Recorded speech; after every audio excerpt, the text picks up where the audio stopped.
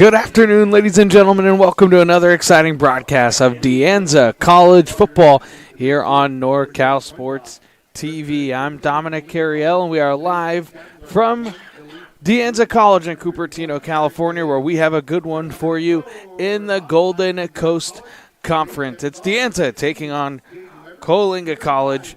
Both teams undefeated in conference play. This is really seen as the early conference championship, as whoever wins this one now controls their destiny on their way to the Golden Coast Conference. Anza, number 19th ranked, they're 7-0, and the Falcons are 5-2 on the season. West Hills won the toss, elected to defer.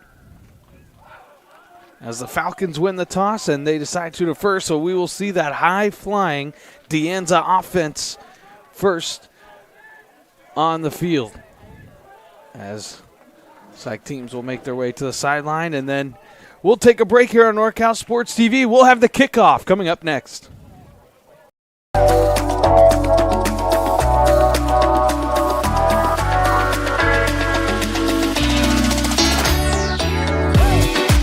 I chose this school because of the tops and transfers. One of the main reasons was because of the transfer rate. Another reason is because it's a community college, and the first 2 years for high school students were free because of the Promise program, so that was an incentive for sure. Anza consistently maintains high rates of transfer due to a combination of factors. First is due to our comprehensive transfer support and services. Anza has a robust transfer center with dedicated and experienced transfer counselor who assists students throughout the entire transfer process, from helping them understand the transfer requirement to helping them successfully submit their application. We also offer workshops throughout the entire academic year to ensure that students learn more about the transfer requirements and meet all the necessary deadlines in a timely manner. I believe that having the high rate of transfer students from Anza College to SJSU shows the preparation that the counselors have done with their students, not only in helping them out in figuring out which major is best for them, but also letting them know the type of transfer process that they're going to be going through. I play cornerback, that's on defense, but I chose Anza, because I hear they have a good academics program. The sports is cool and whatever, but I was more worried about the academics, what's going to get me farther. So Anza was just the best option for me. Anza has really strong academic programs to support students. We offer a lot of certificates, degrees, as well as classes that align with the transfer pathway to four-year institutions. Community college definitely allows me to figure out the different routes that I want to go, explore different colleges, different majors. We also host the transfer fair every year, which attracts a lot of students coming, and we were able to get many universities come to Anza to share those information with the students. I think this is a really cool experience to just get knowledge of all these cool colleges. There's so many. My mom and I did some extensive research, found out a few things, that Anza College's slogan of top in transfers, because their matriculation or transfer rate from Anza is high. Students from Anza transferred to great colleges such as UC Irvine, UCLA, and my college right now, UC Berkeley.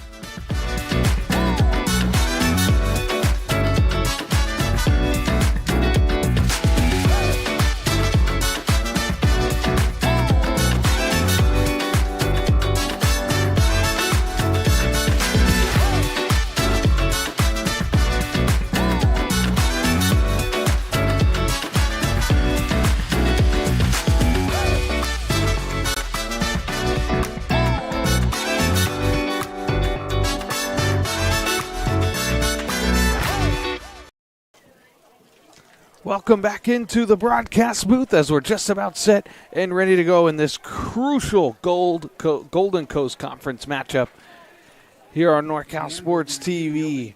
Ernesto Villanueva will kick things away for the Falcons.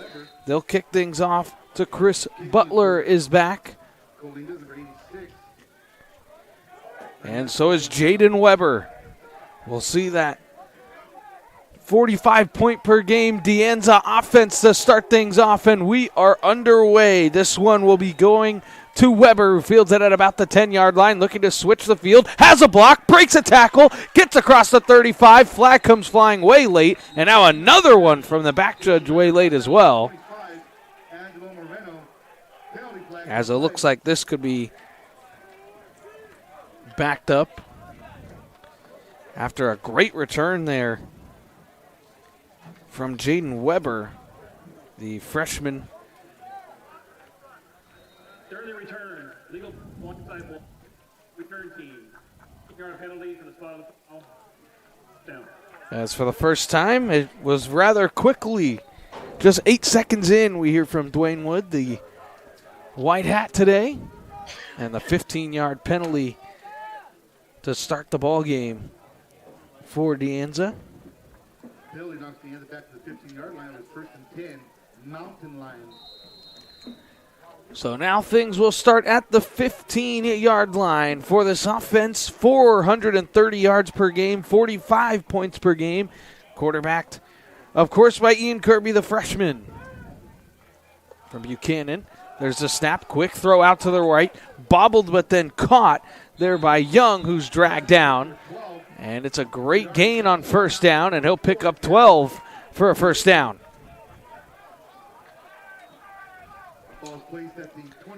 They'll give him 11 officially. So Jadari Young gets the first catch. Kirby, 71% completion percentage. That's the best in the conference. 18 touchdowns, 7 interceptions for him on the season to this point. It's running back by committee there. They'll throw it out again. Flag comes in early as jumping out again, getting the ball in the playmaker's hand is Weber, dragging the pile, but I think this could be procedural. As we'll hear from Mr. Wood again.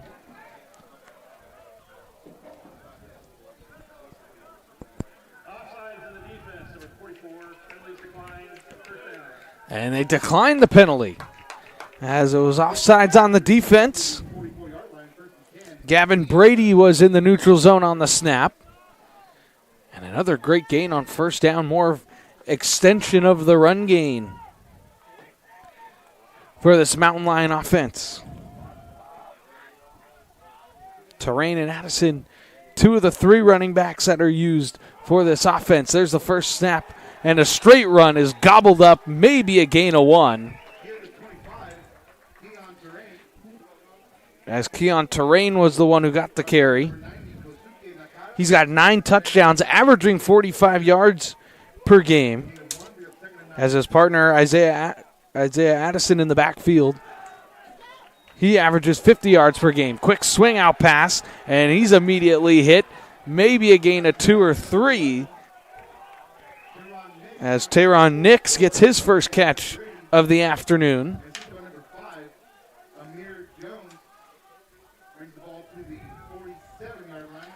And now the ball at the 47, and it'll be 3rd and long for the Mountain Lions. The Falcons looking to get off the field.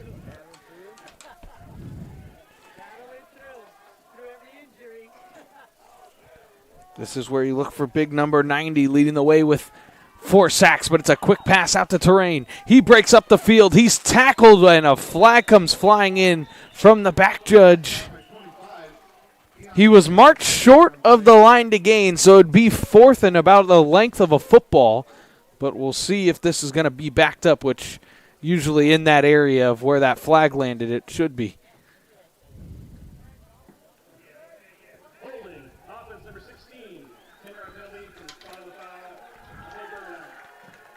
So a hold on one of the wide receivers out there. Jaden Weber will pick up the penalty.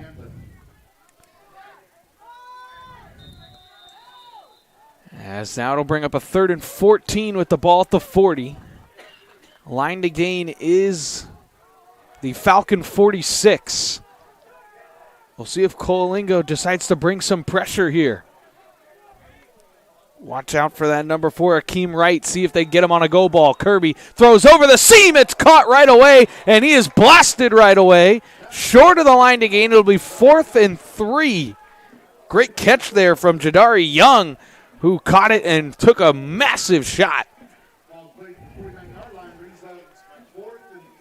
That's a perfect textbook hit there. Didn't go too high, didn't go low. Put him right in the numbers, and the Mountain Lion offense will stay on the field. Big play early in this one. We've seen De Anza take some shots in this 4th and short. This time they'll swing it out to Weber. Looking for a lane. He's wrapped up short. He's getting pushed back, and Coalinga will have the stop on 4th down and a turnover on downs. Just what the doctor ordered for the roadside, trying to pull the upset. And we'll see the Coalinga offense after the huge 4th down stop. And it was a slew of white jerseys there.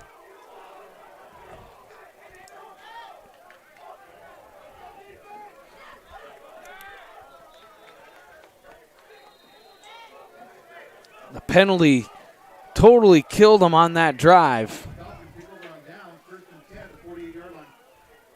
Has great field position for the Falcons. They pick it up at the 48-yard line. Man in motion now looking. They want to take a shot. That's going to be caught for a 1st down. Looking to break in at the 40. Trying to work his way down the 35. Ball pops out, but then it's grabbed. It's Marcos Ruiz will get the catch and a 1st down.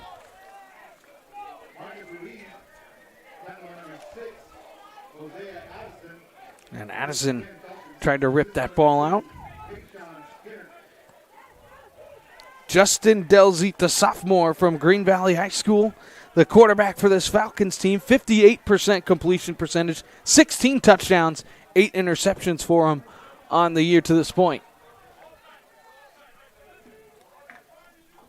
There's a snap looking for a quick throw, and it was immediate pressure, but breaking a tackle and somehow getting up the field and maybe getting 1 yard was Curtis Rogers. But great pressure from De Anza to get into the backfield to disrupt that screen. Haven't seen him carry the ball yet. But running back Damarian Wright, the sophomore from San Diego, California, averaging 103 yards per game. He's got 7 touchdowns on the season for the Falcons. 2nd and 8. There's a snap. They'll get it on the wide receiver. Ball's out. It's picked up by De Anza going the other way. This could be a scoop. This will be a score. And the Mountain Lions are on top. Tristan Smith picks up the football and goes about 54 yards the other way. And there's a flag in the secondary sitting over at the 30-yard line. What a killer this would be. It was Khalif Bloom on the carry, and it's after the play.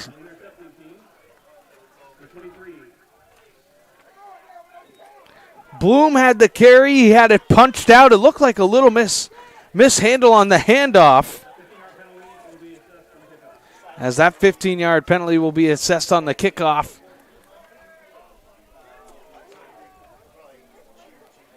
And Tristan Smith just picked it up and ran it back the other way.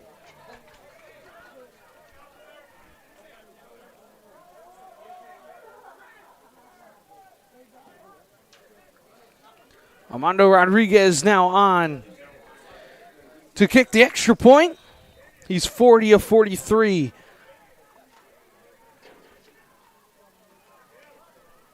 On the year. Good snap, good hold, and the kick is perfect. And the Mountain Lions couldn't do it offensively, but why not the defense pick it up and go on the scoop and score? The defense has 7 points. It's 7-0 Mountain Lions.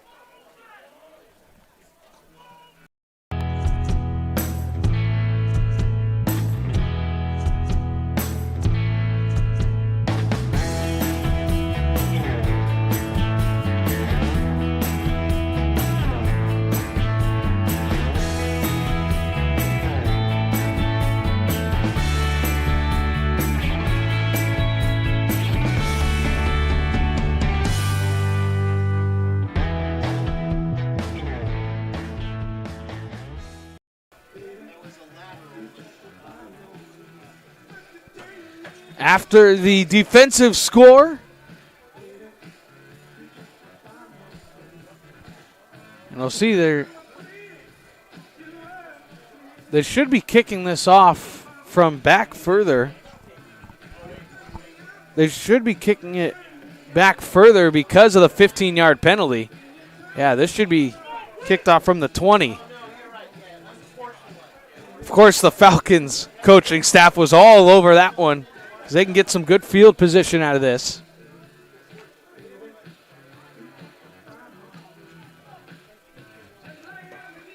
Landon Gardner is back for the Falcons. And Kamarian Albert is back as well. Rodriguez to kick it away. 7-0. Mountain Lions lead on the defensive score. Kicking off from the 20 after the 15-yard penalty. This will be fielded at about the 22. And taking it up the field, there's a flag that comes in way late, and now another one that comes in later than that. As Drake Hughes was on the return.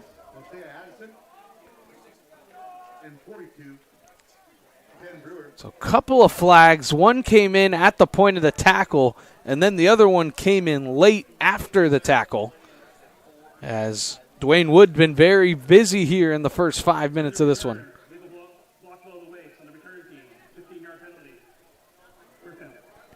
And so it'll be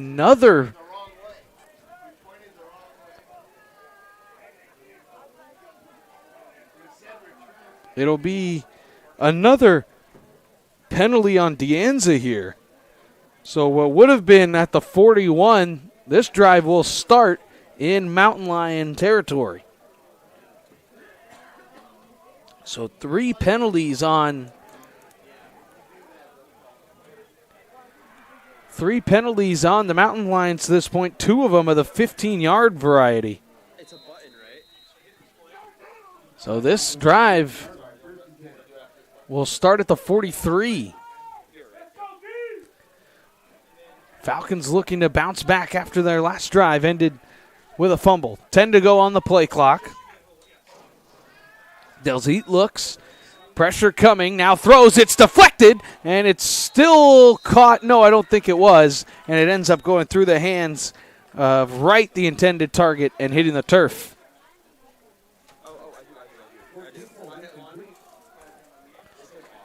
As the pass falls incomplete after the deflection. Anza only sent 3 there and had a quarterback spy. Waiting for Delzeet to get out of the pocket. Still haven't seen a Demarion Wright rush yet. There's a snap. Now they'll give it to him, and he is swallowed up in the backfield. Tried to go at the read option. Malachi Anderson was in the backfield. Just perfectly working that read option, the free rusher off the edge. And just like that, it's a loss of 2, and now it's 3rd and long.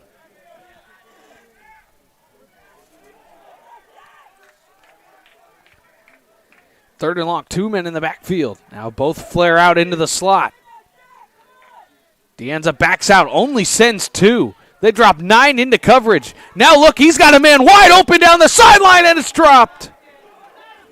Khalif Bloom would have had a huge gain on 3rd down. Well enough to pick up the 1st down, and I think just all that green grass just got in front of him. Tried to run before catching the football. That's one of those downsides of dropping so many guys into zone coverage and only rushing 2. You give the quarterback so much time, but Anza gets away with it there. And now on is the punt unit. Ernesto Villanueva back. He'll kick this one off at about his 40. 2 to go on the play clock, and I don't think they got it off. They did not.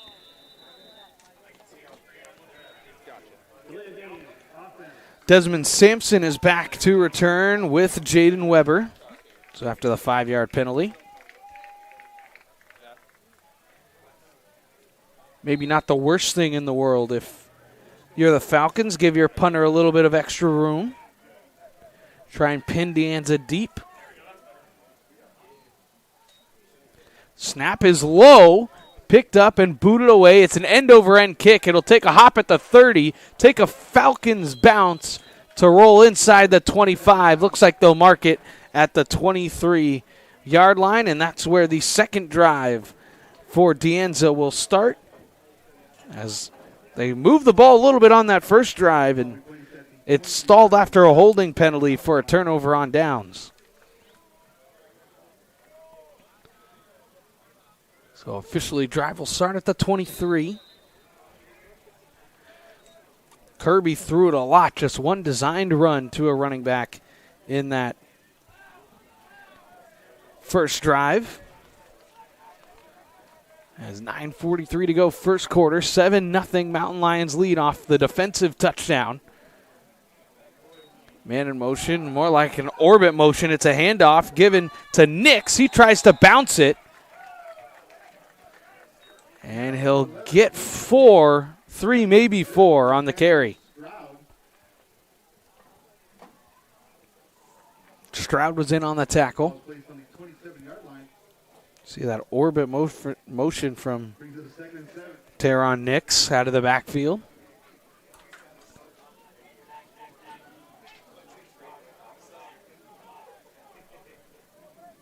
Picked up 4 yards on first down, make it 2nd and 6.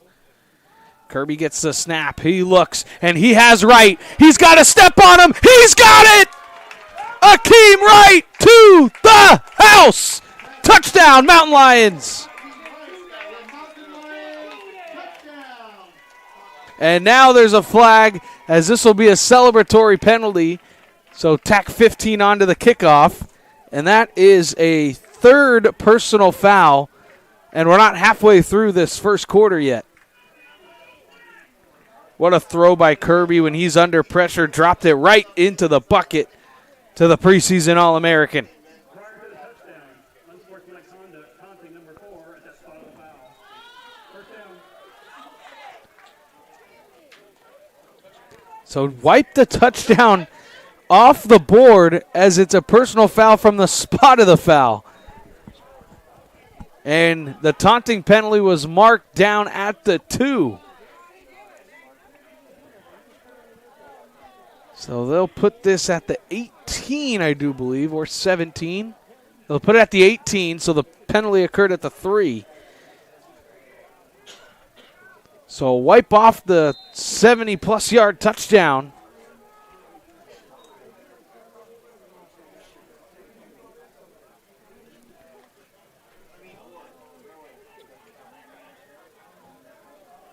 So the taunting was ruled down at the 3.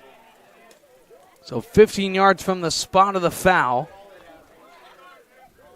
And now they're going to have to use a timeout, will De Anza, because the offensive lineman and no one was set. As I'm sure there was a bunch of people thinking that there'd be a touchdown. So we'll take a break with a timeout. 8:59 to go in the first quarter. De Anza driving. They lead 7-0.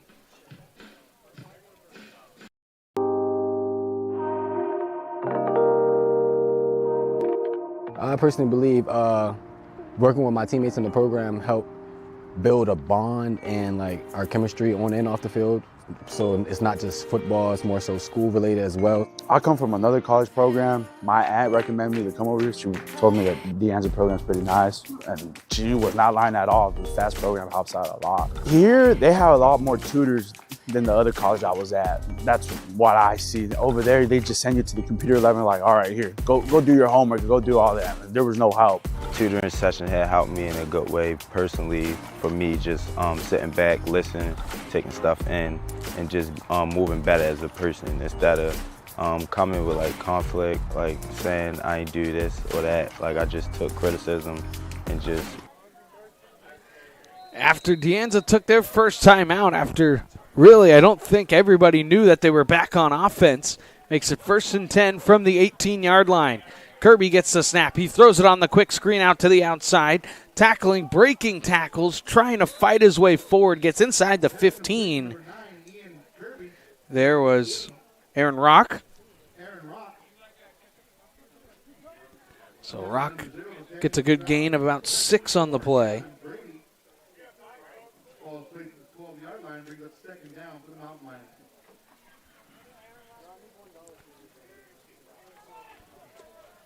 Down to the 12. 2nd and 4. 15 to go on the play clock. Terrain in the backfield. Kirby sends his man in motion. He gets the snap. Kirby looking, pressure coming, throws over the middle. That's caught again by Rock. He's looking to bounce it to the outside. He's got the first down. Inside the 5, he dives. He is into the end zone for the touchdown. Aaron Rock makes the catch at the near side hash mark, switches field, and dives into the end zone for the score. So the Mountain Lions do end up getting the touchdown on the board and extending their first quarter lead.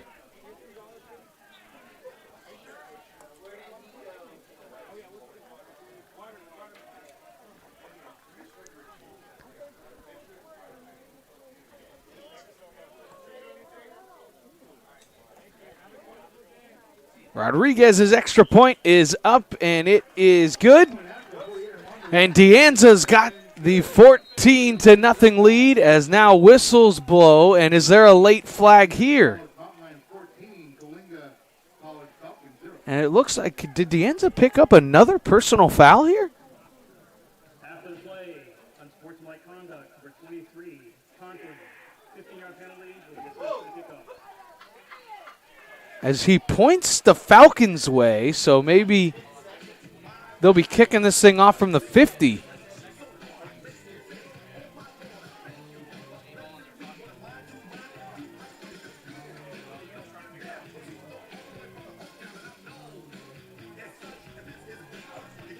So we'll see on the kickoff here.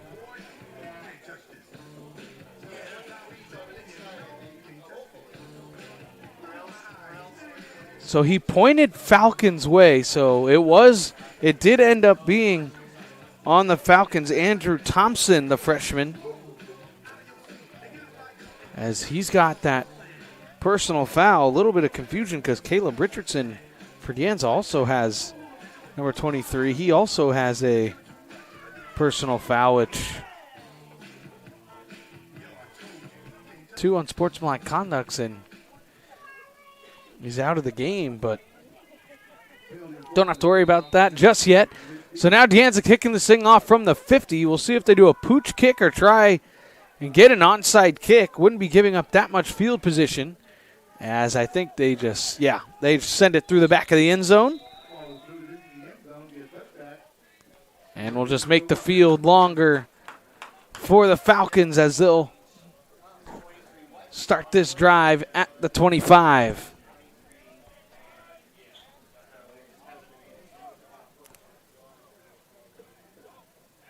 Drive number 3 for the Falcons in this first quarter. Their first ended in a defensive score. And then they just went 3 and out on their last drive on the punt.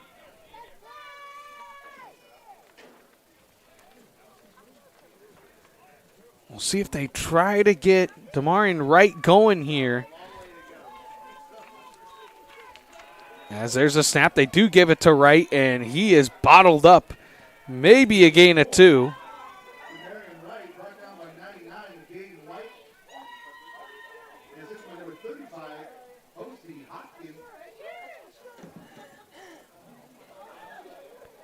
As Hopkins was in on the stop.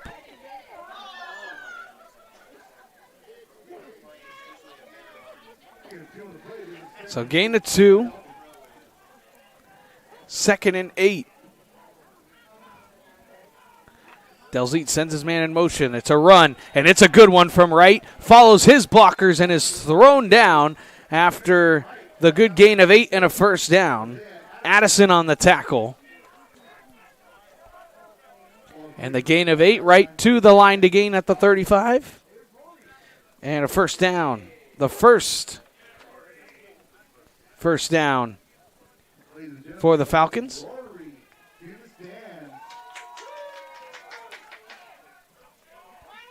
First and 10 from the 35. 10 to go on the play clock. De Anza showing pressure, now backs out of it. Delzit gets the snap, steps up in the pocket, looks for the deep ball, but he overthrew everybody into double coverage there. Curtis Rogers was the intended target. But Desmond Sampson was there in coverage, and Tashawn Skinner was there as well. So the Falcons just look like to take a shot there.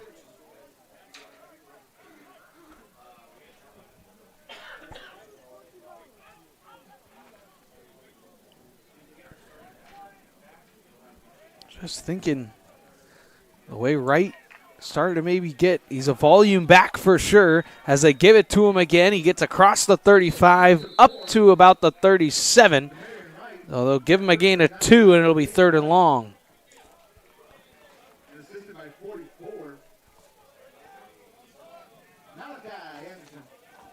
Anderson in on the stop with a slew of maroon jerseys there as well.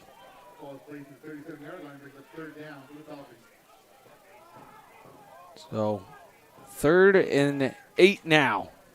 18 to go on the play clock.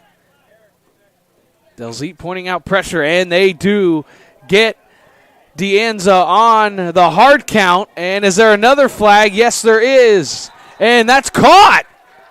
Are they going to rule a catch? I thought there was no way Curtis Rogers made the catch.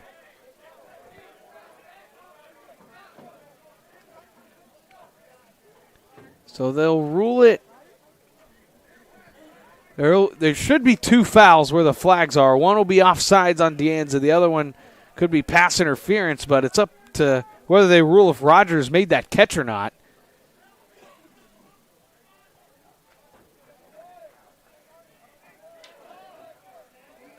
As we'll hear from Dwayne Wood.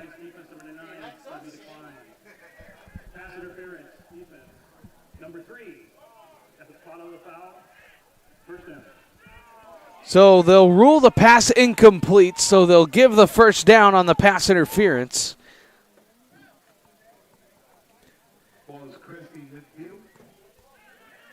And another penalty. That's 6 penalties here in the first quarter alone. And 4 of them have been for 15 yards.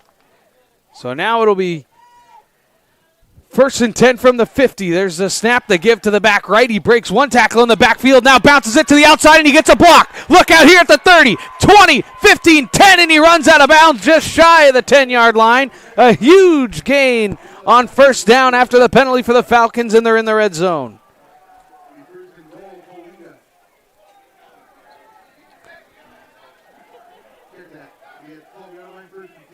We thought Damarian Wright, once he starts getting his carries, he will start to get going, and he started to heat up now.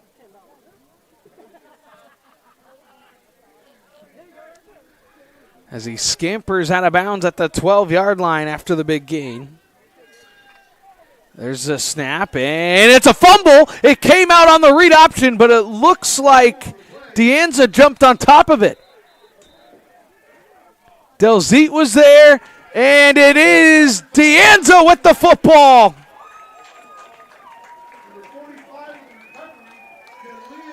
Jaleel Hawkins. And a turnover for the Falcons again stalls a drive. Tried to go read option. Delzit, the quarterback, tried to pull it, and the ball's put on the carpet.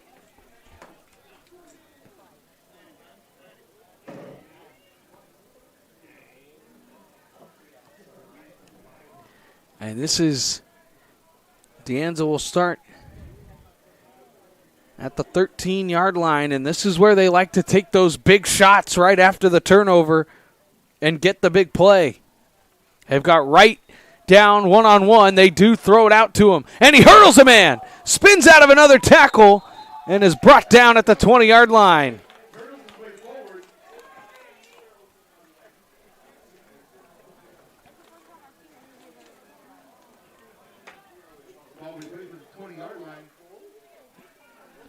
As here's that hurdle again. Whoop, right over the corner.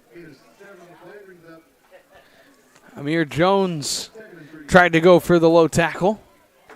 Again, they're going no high safety, so again, they may have the one-on-one with Akeem right here if they want it. Bail technique from the corner, though, is it's trying to get strung outside, and they're having a tough time. The ball's out, and the Falcons have it, and they will have a scoop and score. Nathaniel Stroud recovers the fumble and picks it up 17 yards for the score. Isaiah Addison was on the carry. The defense just strings it out, and boom, the ball gets ripped out. And I actually think that Stroud was the one who ripped it out and picked it up. You love that on the stat sheet. Forced fumble, fumble recovery, and then a touchdown. The sophomore from Taft Union High School puts the Falcons on the board as both sides have defensive scores. Snap, hold, kick is good, and just like that, the Mountain Lion lead is cut in half.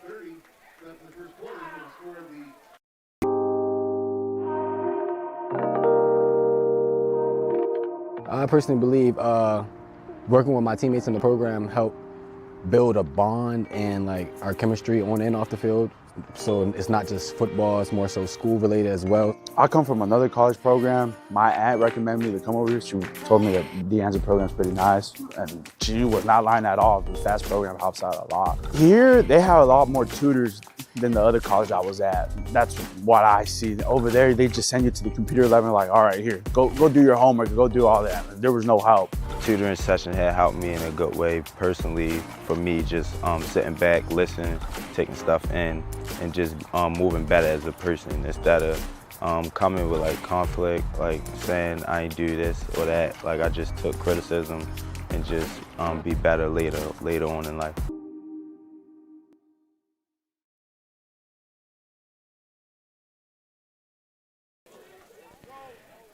After the scoop and score from Nathaniel Stroud for the Falcons, it's a 14-7 Mountain Lion lead. That offense will come right back on the field, and we'll see if they just go right back to the air here.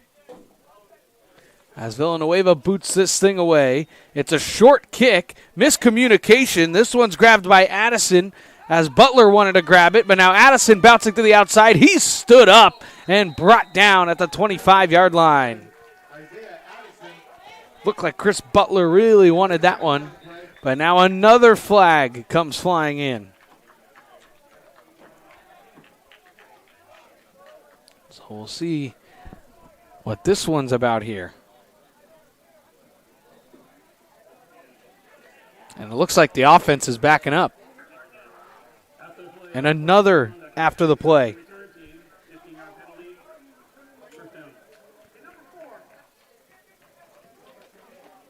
We'll see if we've got it here. You'll see, oh, right there, that get up and shove.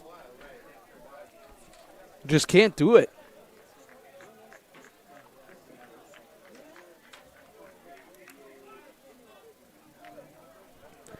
So now this drive will start inside the 15-yard line. Officially at the 13. The second straight drive starting at the 13. Snap, throw over the middle, and oh, what a grab! Jadari Young, my goodness! What hands! What a grab. The safety was there to play the football. The corner was there to knock it away. Oh, what a catch. And a big pickup on first down just to get out of the shadow of their own goal line. Ball up to the 27. There's a snap. Kirby looking, throws it to the man out of the backfield, breaking one tackle, looking to break another, and there goes Constant, and he's dragged down after another first down. So Lammy Constant, after a couple of broken tackles, picks up the first down. This one out to the 42.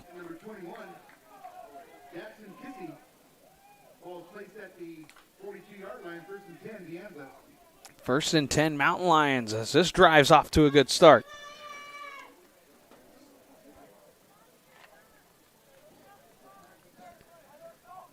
Big tight formation here. 10 to go on the play clock. Kirby gets the snap. It will be a run and a good jump cut. Now fighting up the middle and getting across the 45 up to the 48-yard line. A good carry on first down as Constant gets the carry. Number 17, Jaden Forget. Plays for the 48-yard line. A ton of white jerseys there on the stop.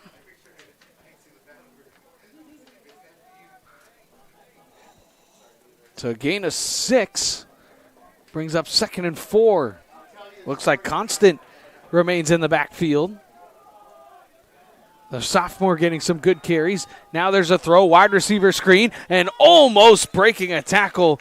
There was Young, and he picks up the first down, getting to the 45-yard line. Plays for the 45-yard line, first and 10, Anza. So the Mountain Lions really moving the football here. This drive started all the way back at their own 13-yard line. We'll see what the Falcons defense can do here. Got 3 down linemen. Looks like they're going to show some pressure here. There's the snap, and it is a give up the middle. Breaking one tackle, getting into the secondary, and dragging defenders for a gain of 8. There was Isaiah Addison, and now another late flag comes in.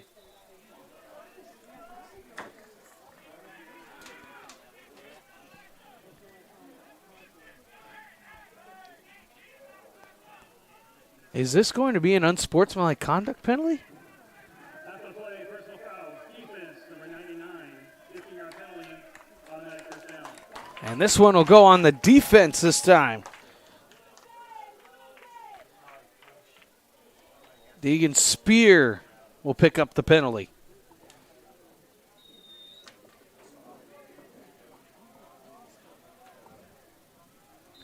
So just to show how chippy this game is, that's 6 unsportsmanlike conduct penalties to this point. Or excuse me, that's only 5.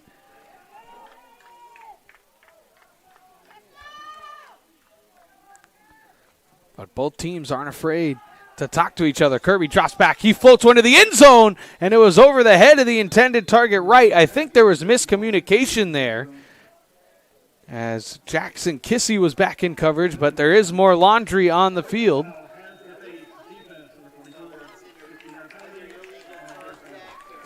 So it's illegal hands to the face there on the defense. Add 15 more.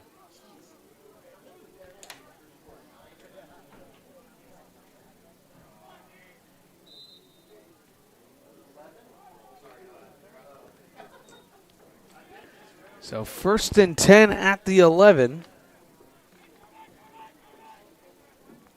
Definitely 4-down territory here, I would think, for the Mountain Lions. They'll get 4 down, so get 11 yards. Kirby the snap. He looks. He throws over the middle to a wide open man. Jadari Young for the touchdown.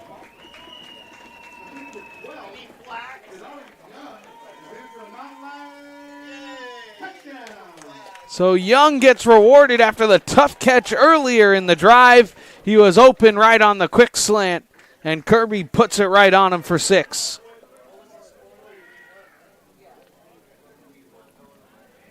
All that attention goes to the run game and then Akeem Wright as well.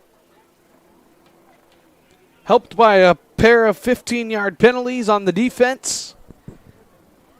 And it's an 11-yard score for the Mountain Lions. Good snap, good hold. There's another flag. The kick is good. And now there's another flag that comes in late. So I think there'll be an offside, and then there's one around the long snapper.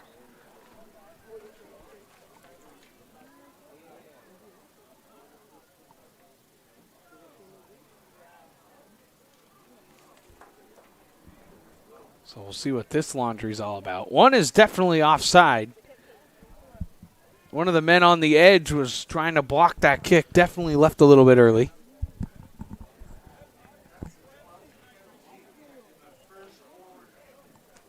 Could be setting an all-time record here of a 40-minute first quarter. Offsides in the defense, going to be declined. And we have after the play, unsportsmanlike conduct, number 99. Sorry, on the defense. On the defense. And I think that could be number 99's Deegan Spear. That could be his second. 44 the kicking team. 15-yard penalty assessed for the kickoff.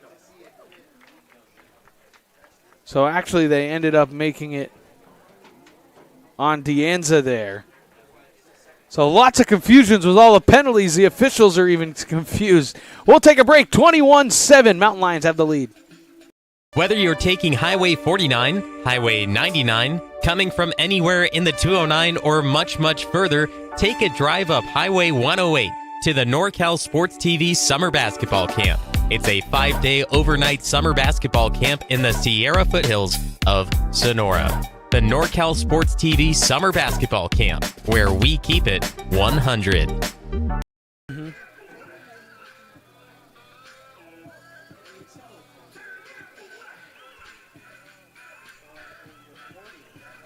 Kamari Lawton was the man who got the penalty for Anza. Another post-snap penalty.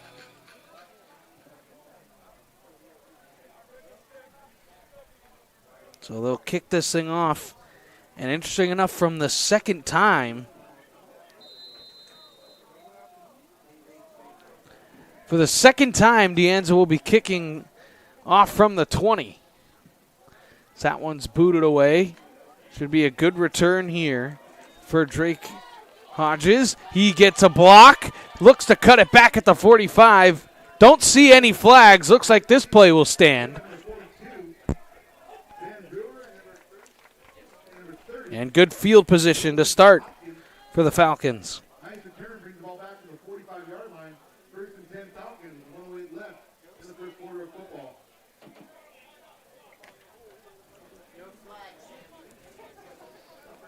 So we'll see this Coalinga college offense again. They've got a pair of fumbles. One was returned for a touchdown, and they've punted the ball away on a 3-and-out.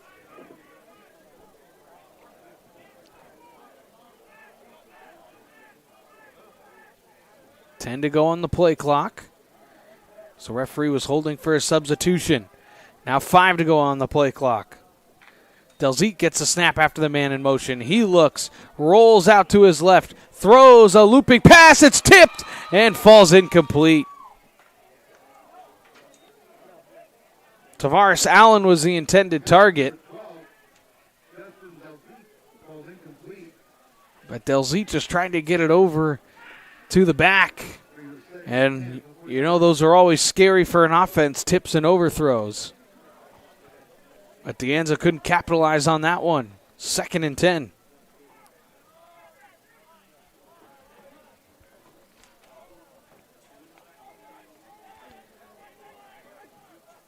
Delzite back in the gun. 4 wide receivers across. 1 man in the backfield. There's the snap, and it's a good run on second down, and picking up 10 yards and a first down, but there is an injured Falcon on the play.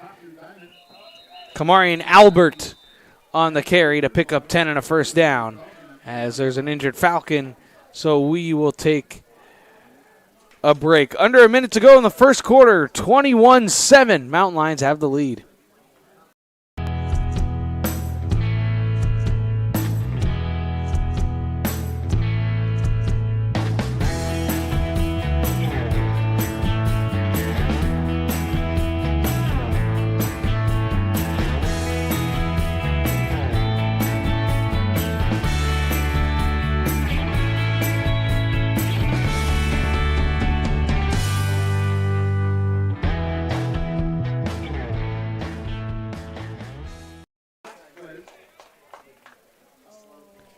Joseph Velasquez was the injured Falcon on the play, the center,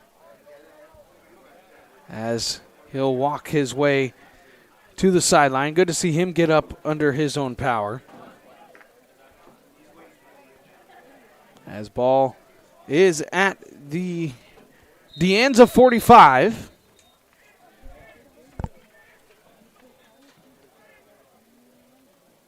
As Kamarian Albert got his first carry, and it was a good one. He is back again in the backfield.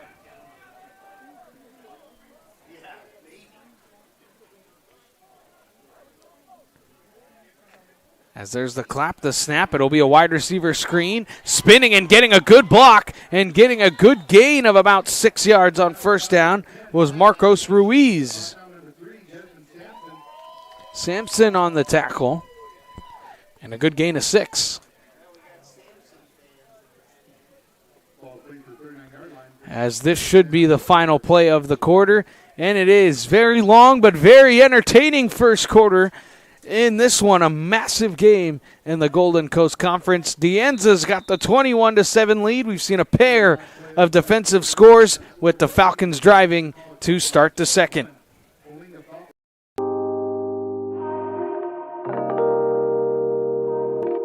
I personally believe working with my teammates in the program helped build a bond and like our chemistry on and off the field.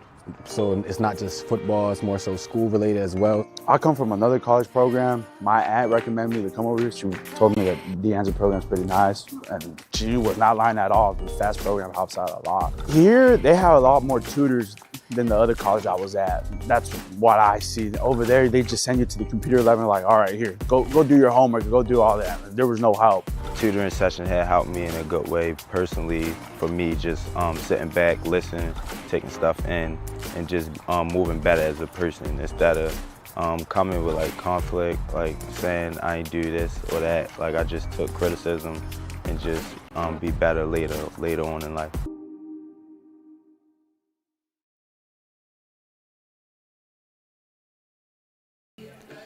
I welcome you back for the start of the second quarter. It'll be 2nd and 4 from the 39-yard line for the Falcons. And the white helmet, white jersey with blue bottoms. Now they're going from right to left. De Anza in the smoke gray helmet and smoke gray pants with that maroon top. Now going from left to right. Man in motion. Delzete now gets the snap out of the empty backfield. He looks and throws and has got a man for a first down and a hit late out of bounds. Khalif Bloom was on the catch, and it was definitely a late hit out of bounds. He was in the white, past the white for sure.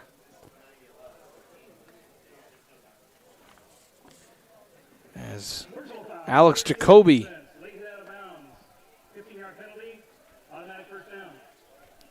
so after the gain of 9, tack 15 more onto that.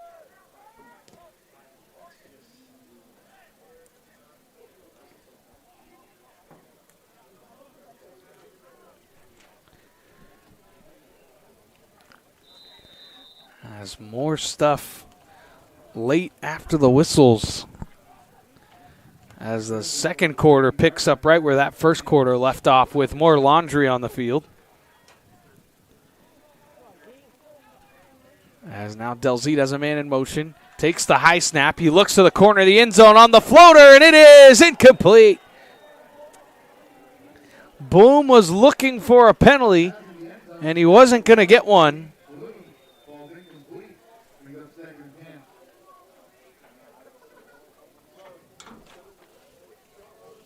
Mizell Brunson was in on the coverage. Maybe he got a little bit of a way with a grab right there, but not too much.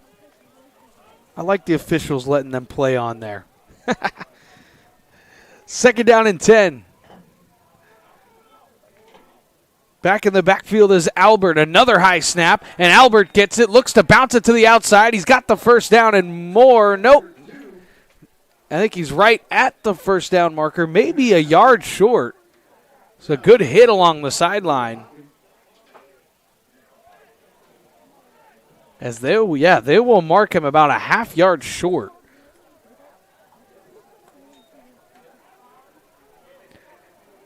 As we'll see with the backup center, and we've seen those snaps be a little high. As the Falcons needing about the length of a football here.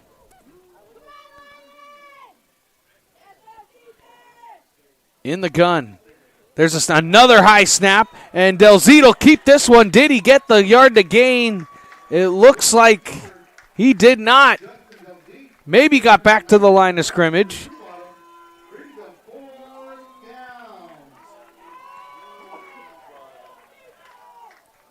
So Joseph Velasquez makes his way back on the field. So now the starting center back in the game. The offense staying out on the field after a loss of 1.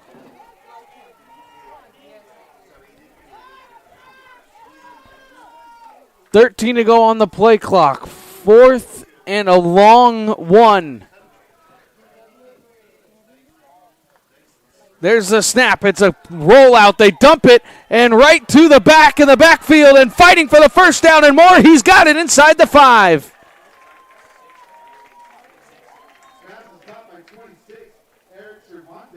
Eric Cervantes out of the backfield makes the catch out in the flat.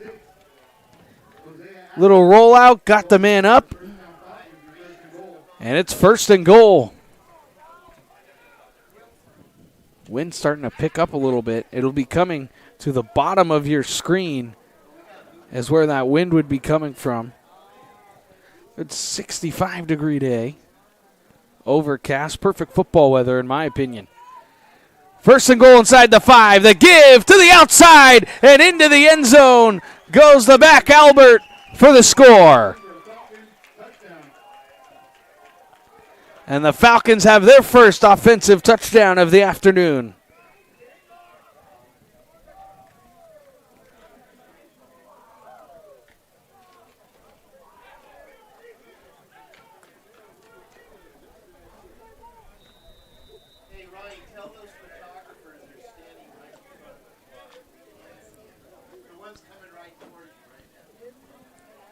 There's now Villanueva, on the extra point. Kick is up, and it is good. So to start the second quarter, the Falcons finish off their biggest and longest scoring drive of the afternoon, and we're back to a one-possession game. You're watching De Anza football on NorCal Sports TV.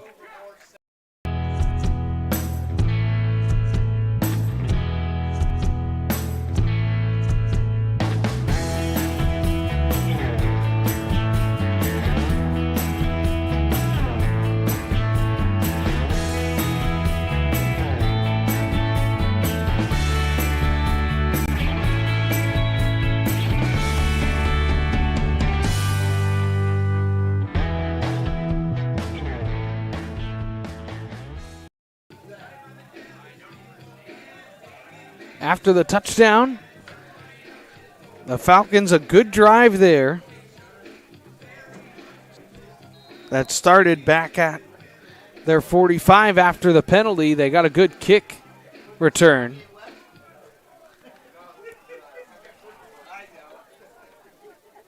Butler and Weber are back, and they'll kick this one off to Butler. Chris Butler, the dangerous return man, looking for a seam, but he's dragged down as he crosses the 20, and it looks like there's more laundry out on the field. I don't even see the flag on the field, but I assume with all the whistles, I just assume that there was one.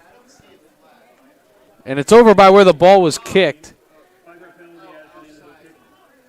So offside on the kicking team. So they'll re-kick, which, why not?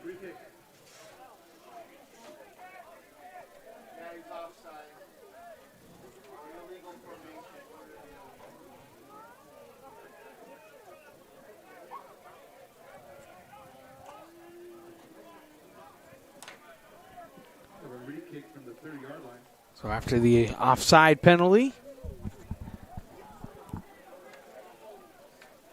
I'll kick this one away to Butler and Weber again. It's Villanueva. Looks to tee this one up.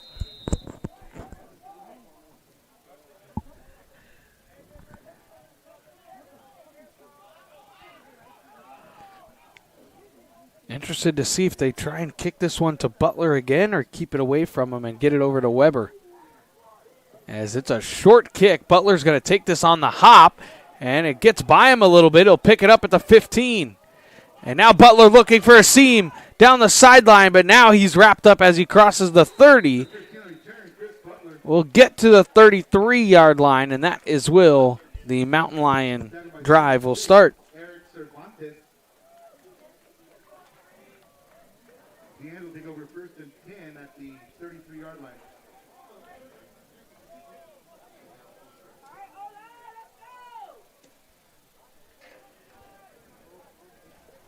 $14 penalties so far as we're just a quarter and 2.5 minutes through.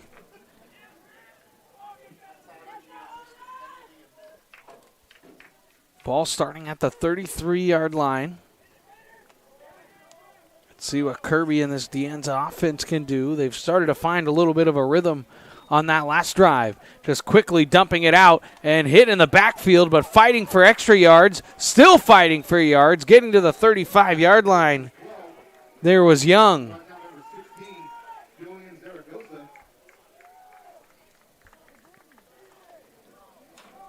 Young on the gain of 2. 2nd and 8 for DeAnza. Falcons show pressure. They throw it out to right, and he's hit immediately, but not down by contact just yet. Oh, no, they will roll him down. They'll say that the knee was down. The helmet did come off of the tackler, Amir Jones. And the crowd can't believe it.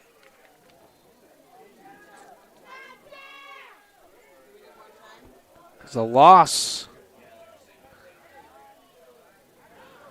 Loss of 1 on the play. I think it was that forearm that was down after seeing that replay. It's a good job to break those couple tackles, though. I don't know how he got out of that, but now a 3rd and long here for DeAnza. A huge moment here for the Falcon defense. Haven't seen a ton of pressure from Coalinga yet, and now there's a flag on the play for delay of game.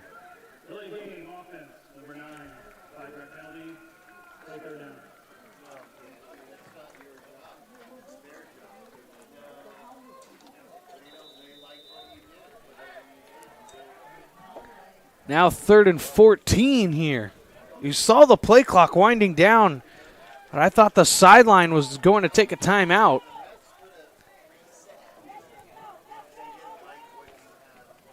So now again, they break the huddle at 10 seconds here. Now 5 and 4 seconds on the play clock. Are they going to have to call a timeout? No, they get the snap off. 4-man pressure. Kirby having to roll out, flips the hips and fires, and it is caught at the 45-yard line. A diving grab by Jaden Weber. My goodness. What a throw, and what a catch on the back end.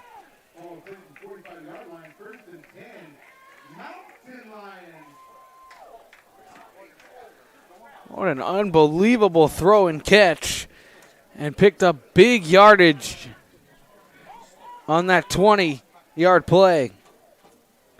3rd and long, big play into Falcon territory at the 45-yard line. There's a snap play action, give on the screen, and he was hit immediately for a gain of 1. Young on the catch. So Jadari Young with another grab.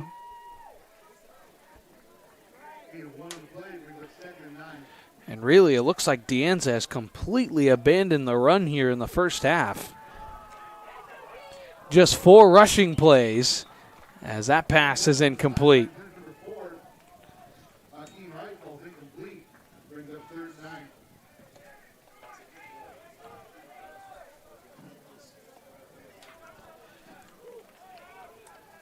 So again, just trying to get the ball to right on the playmaking ability. He's had the one big catch today that was called for taunting at the 3-yard line, so wiped off the touchdown. Now 3rd and 9, the second 3rd and long on this drive for the Mountain Lions.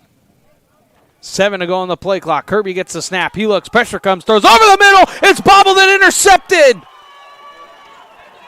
Bringing it back the other way for the Falcons. It is a huge stop. Jareed Smith.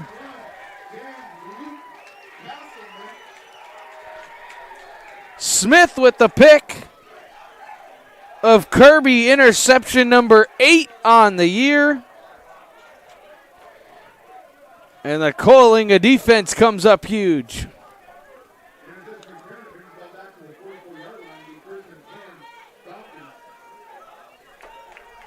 So both defenses have come out to play in this one, creating turnovers and scores.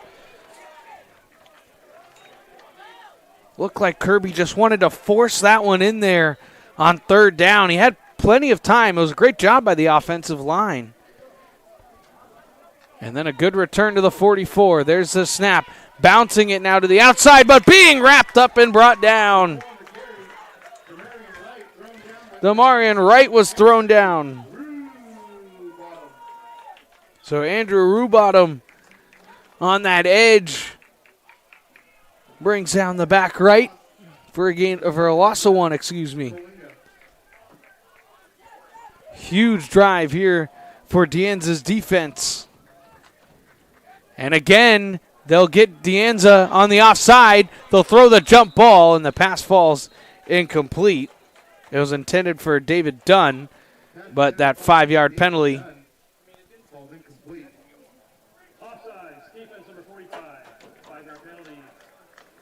So another penalty there.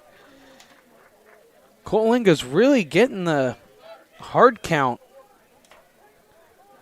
It's the second time that they've got Deanza to jump off sides defensively. It's that dummy count, or clap really. You don't really go hard count in college anymore. It's just that fake clap that gets them. Deanza showing pressure again. There's the snap. It's a give to Wright up the middle. He picks his way across the 50 to the 48-yard line, and will bring up 3rd and 2. Ball placed at the 48-yard line, brings up 3rd and 1.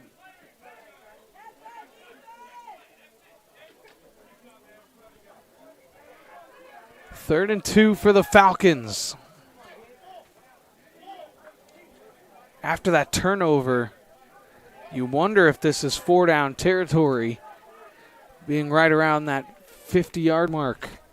There's a snap. It's a low one. Gets it, throws over the middle. It's deflected and incomplete. Bloom was open on the crosser to pick up the easy first down, but it looked like on the play, Hawkins got his big right paw up there to deflect it away. Jaden White was there as well, and it does indeed look like that offense will stay out on the field.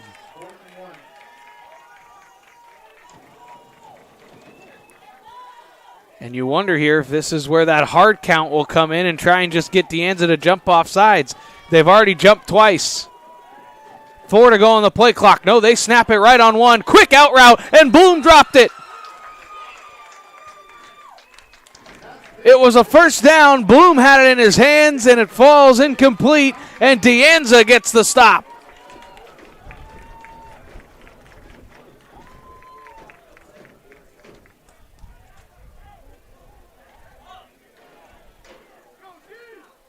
The second drop of the afternoon for Bloom. He had that one in the early first quarter on the scramble drill.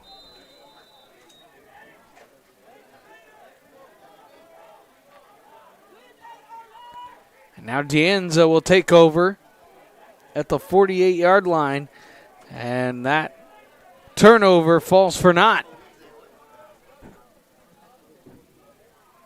Kirby gets the snap. He looks, steps up in the pocket, now rolls and fires to right, and he's got it!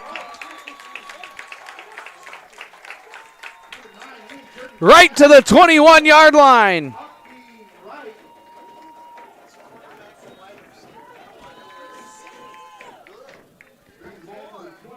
Great pocket presence there by Kirby. He steps up in the pocket, rolls out to his left, and good scramble drill by Wright just to get downfield and get the big gain and a nice catch as well. Ball at the 21-yard line now. Anza looking to regain that 2-possession lead. There's a snap. It's a give right up the middle and being dragged down after the gain of about 3 on the play. Terrain was in on the carry. As Garrett was in on the tackle.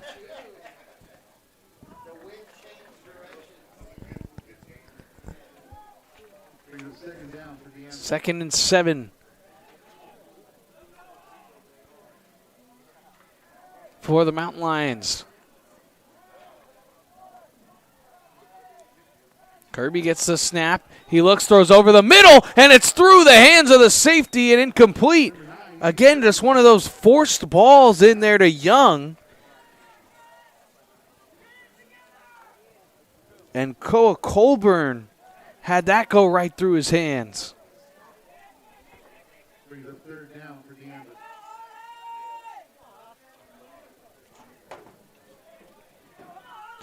Almost another turnover there from Anza's offense, and that would have been a killer after this nice drive.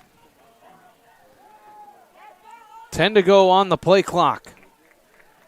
Kirby in the gun. 3rd and 7, man in motion, Weber. Kirby gets the snap. He looks, surveys, steps up in the pocket, now dumps it off to the back. Terrain out of the backfield. He puts his head down, and the ball came out. The ball is out on the carpet, and the Falcons have it again.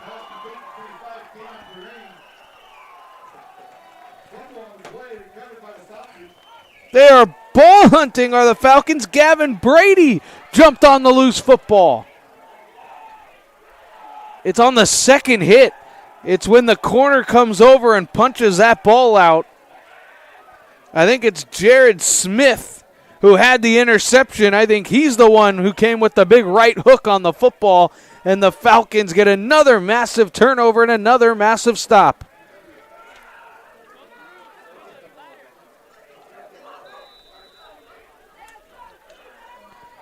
Now it's just been, what can the offense do?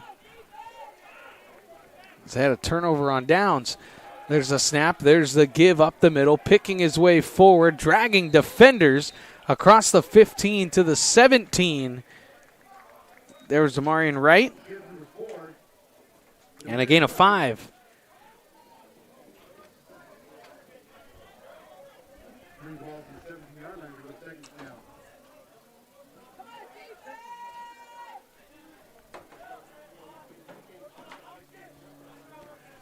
A good run on first down. As we'll see, the Falcons, I bet, want to use this clock trying to double dip as they get the ball to start the second half here.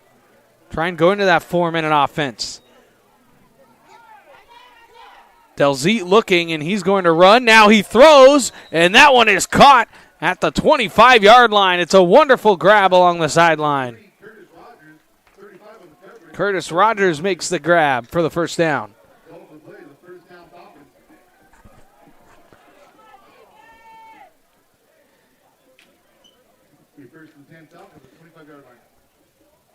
Ball's spotted at the 25.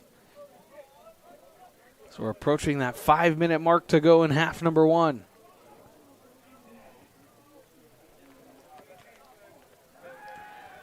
Delzete looking, and it'll be a screen, but it's well covered. The Mountain Lions defense was all over that one, as Anderson was there in coverage on the back out of the backfield. It was read the whole way there.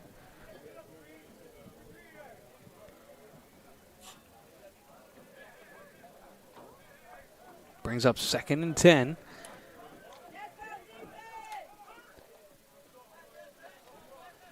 It's just a single high safety. Anza looks like they're going to show pressure. They only send 4, throwing a pass underneath. That one's caught, looking to break a tackle, but maybe only going to break 1, and is dragged down short of the 30-yard line. There was David Dunn. So Dunn gets the ball back to third and manageable here, as it'll be 3rd and 6. Brings up third down for the Falcons.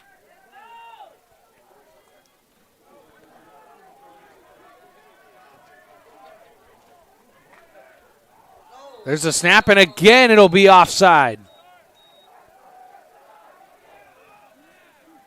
So again, they're just getting De Anza on the hard counts.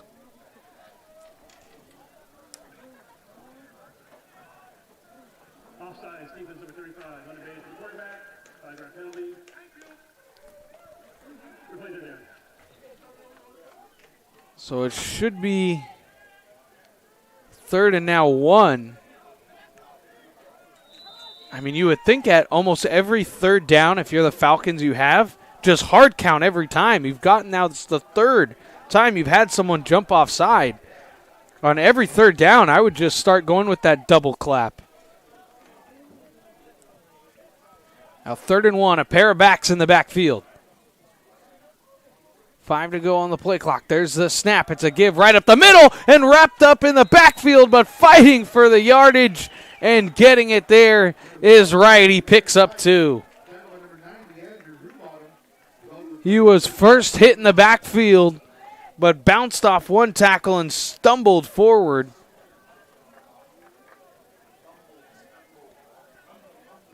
To get the first down. And the Falcons chewing up a lot of clock on this drive. They've only gone 24 yards and chewed up close to 2.5 minutes. Delzeet gets the snap. He looks for a man. Pressure comes, steps up in the pocket, and he'll go down. Mahe Jr. was there, and Anderson was in on the tackle as well. The first sack of the afternoon for the Mountain Lions. The quarterback did a good job to get roughly back to the line of scrimmage. He only lost 1 on the sack as he fought forward to get back to the line after the loss of 1. There's a snap. It's a give up the middle and stoned at the original line of scrimmage. Albert on the carry.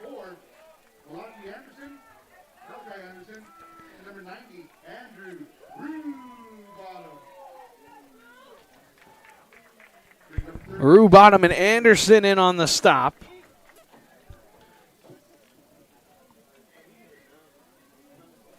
As 3rd and 10, and we'll see if the Falcons go with that hard count.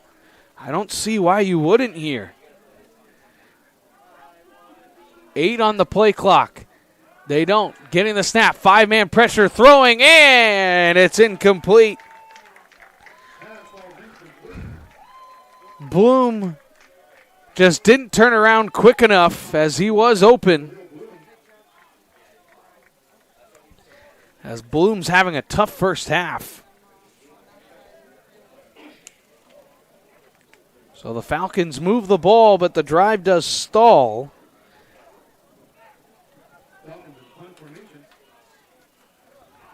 And they did chew up a lot of clock. As there's a snap, and it is a wobbling punt. And it bounced at the 45 and then takes a De Anza bounce. And this is about a 15 to 16 yard net punt. And it'll be wonderful field position for the Mountain Lions, trying to regain the 2-possession lead before the half.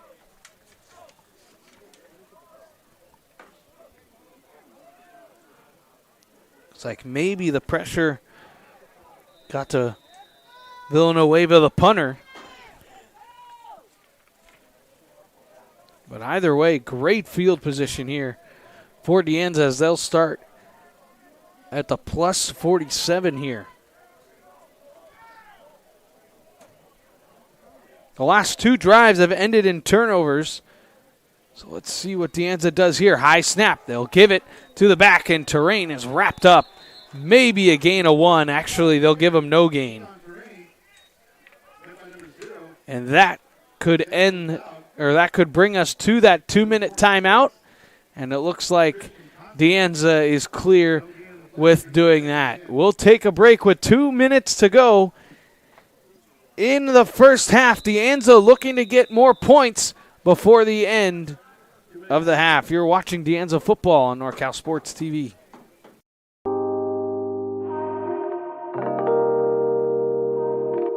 I personally believe working with my teammates in the program helped build a bond and like our chemistry on and off the field. So it's not just football, it's more so school related as well. I come from another college program. My aunt recommended me to come over here. She told me that the Anza program is pretty nice. And she was not lying at all. The FAST program helps out a lot. Here, they have a lot more tutors than the other college I was at. That's what I see. Over there, they just send you to the computer lab and like, all right, here, go do your homework, go do all that. There was no help. Tutoring session had helped me in a good way personally. For me, just sitting back, listening, taking stuff in, and just moving better as a person instead of coming with like conflict, like saying I ain't do this or that. Like I just took criticism and just be better later on in life.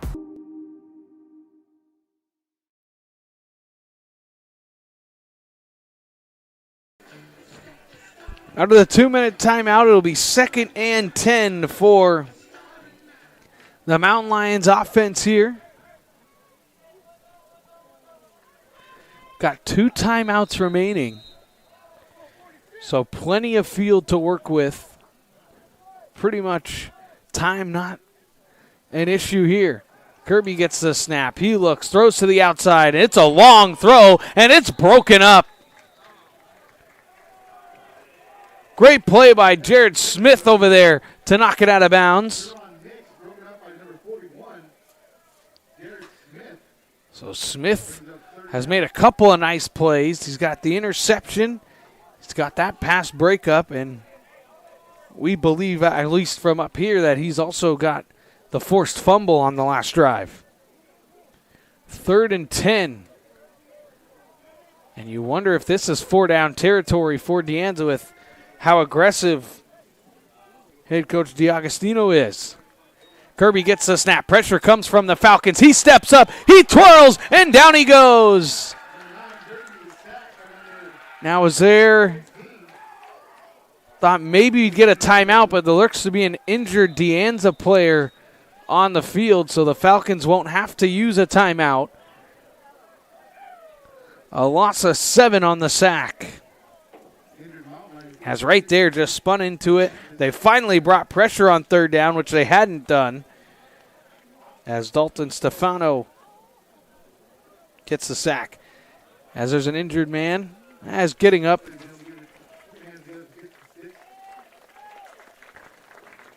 And walking off, Chase DeSantis.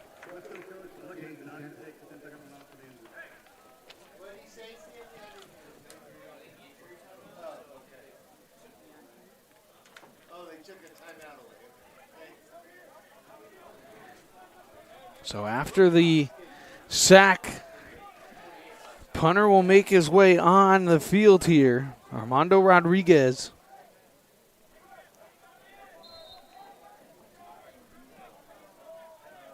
Or correction, sorry, Francisco Jimenez Ponce is the man to punt this thing away.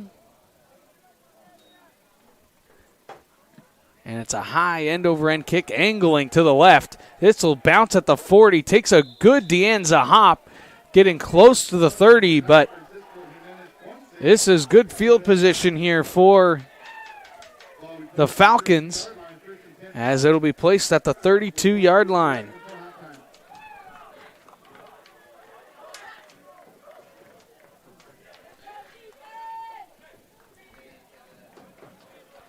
Drive number 7 of the first half.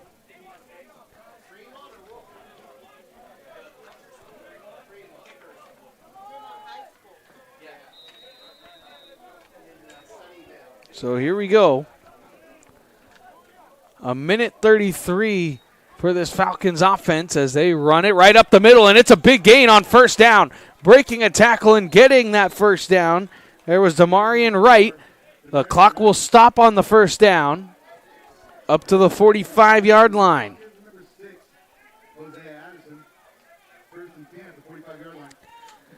So Falcons in the hurry up here.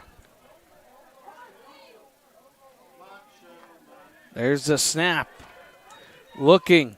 Pressure coming. Now rolling back out. Now it makes the long throw, and that'll be caught for another first down. And breaking the tackle is done. Trying to fight his way out of bounds, and he does just that across the 40-yard line.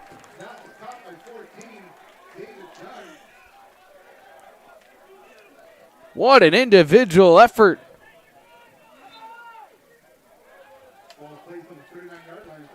Ball placed at the 39-yard line. And he somehow got out of bounds. Wow, what an effort from Dunn. Delzete gets the snap. He looks, spins out of pressure, now throws, and Bloom has it hit his hands, and it hits the turf again. Bloom couldn't have this half end fast enough. As Delzete did a nice job to get out of pressure, set his feet, make a good throw to Bloom heading towards the sideline. May have been a little bit behind him, but definitely got the hands on it.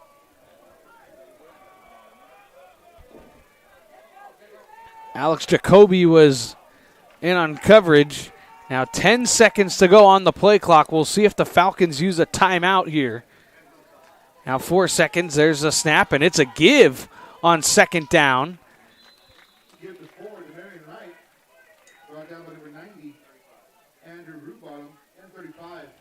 And a couple of Mountain Lions in on the stop as Damarian Wright is hobbled off the field after that carry. 36 seconds to go now in the half. The Falcons running this thing down. They're taking a lot of time here. Hey, I mean, this is close to 20 seconds rolled off the clock. Delzete drops back. He looks, throws over the middle, and it's intercepted. It's picked off and going the other way is Skinner. And Skinner's brought down short of the 30-yard line. It's a huge stop for the Mountain Lions to end the half.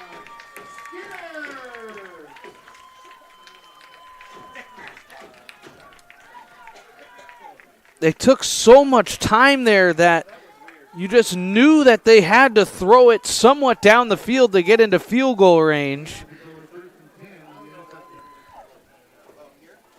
And that was just bizarre there. And a great play by Skinner, Sean Skinner to jump in front of that throw over the middle, the sophomore. As now Anza with 12 seconds to go and just the one timeout remaining. Think maybe they try and run this. Of course not. And Kirby steps up in the pocket and down he goes. And that should definitely end the half. As no. Is it someone's helmet come off here?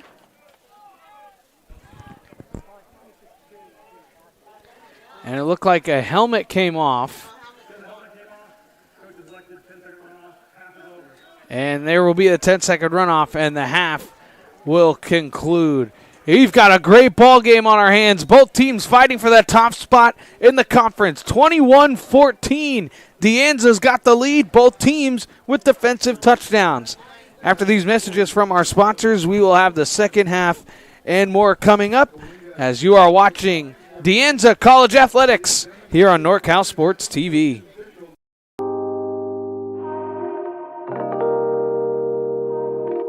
I personally believe working with my teammates in the program helped build a bond and like our chemistry on and off the field. So it's not just football, it's more so school related as well. I come from another college program. My aunt recommended me to come over here. She told me that the Anza program is pretty nice. And she was not lying at all. The FAST program helps out a lot. Here, they have a lot more tutors than the other college I was at. That's what I see. Over there, they just send you to the computer lab and like, all right, here, go do your homework, go do all that. There was no help. Tutoring session had helped me in a good way personally.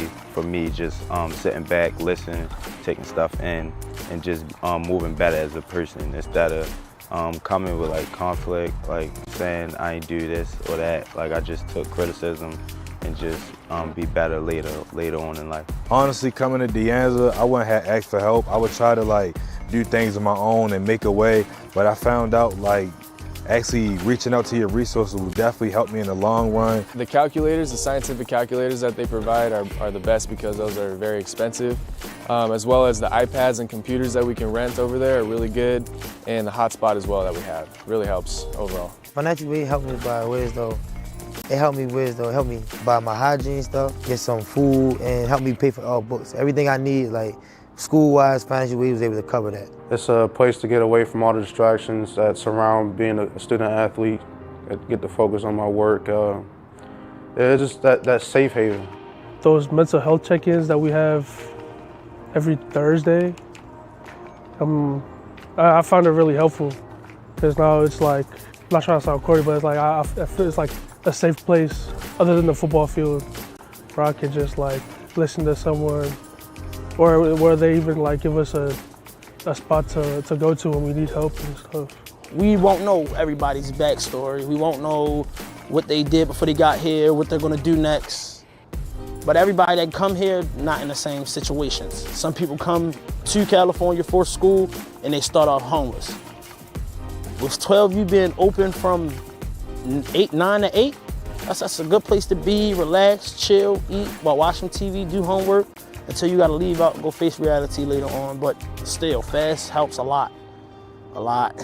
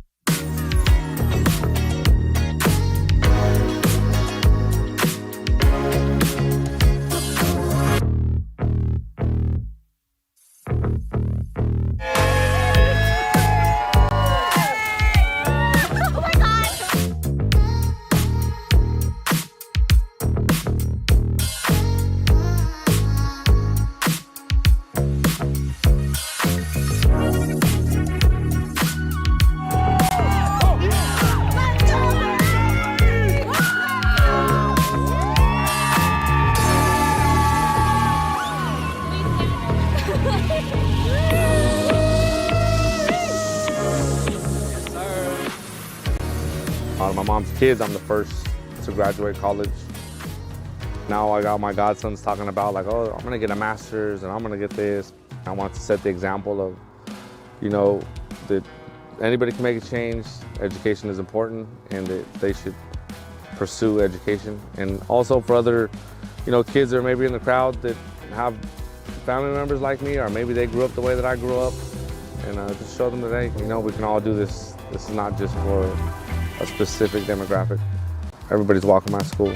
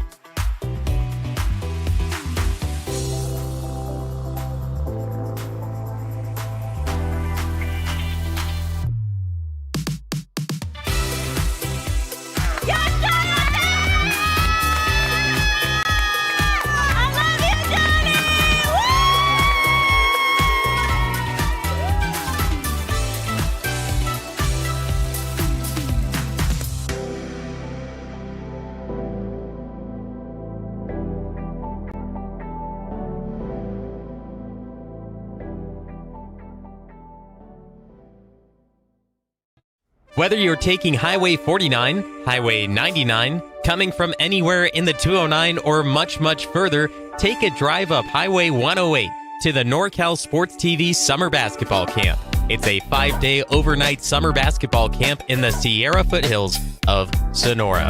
The NorCal Sports TV Summer Basketball Camp, where we keep it 100.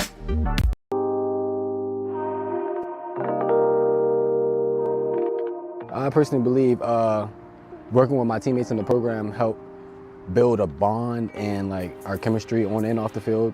So it's not just football, it's more so school related as well. I come from another college program. My aunt recommended me to come over here. She told me that the Anza program is pretty nice, and she was not lying at all. The FAST program helps out a lot. Here, they have a lot more tutors than the other college I was at. That's what I see. Over there, they just send you to the computer lab and all right, here, go do your homework, go do all that. There was no help. Tutoring session had helped me in a good way personally. For me, just sitting back, listening, taking stuff in, and just moving better as a person instead of coming with conflict, saying I ain't do this or that. I just took criticism and just be better later on in life. Honestly, coming to De Anza, I wouldn't have asked for help. I would try to do things on my own and make a way, but I found out actually reaching out to your resources will definitely help me in the long run. The calculators, the scientific calculators that they provide are the best because those are very expensive, as well as the iPads and computers that we can rent over there are really good,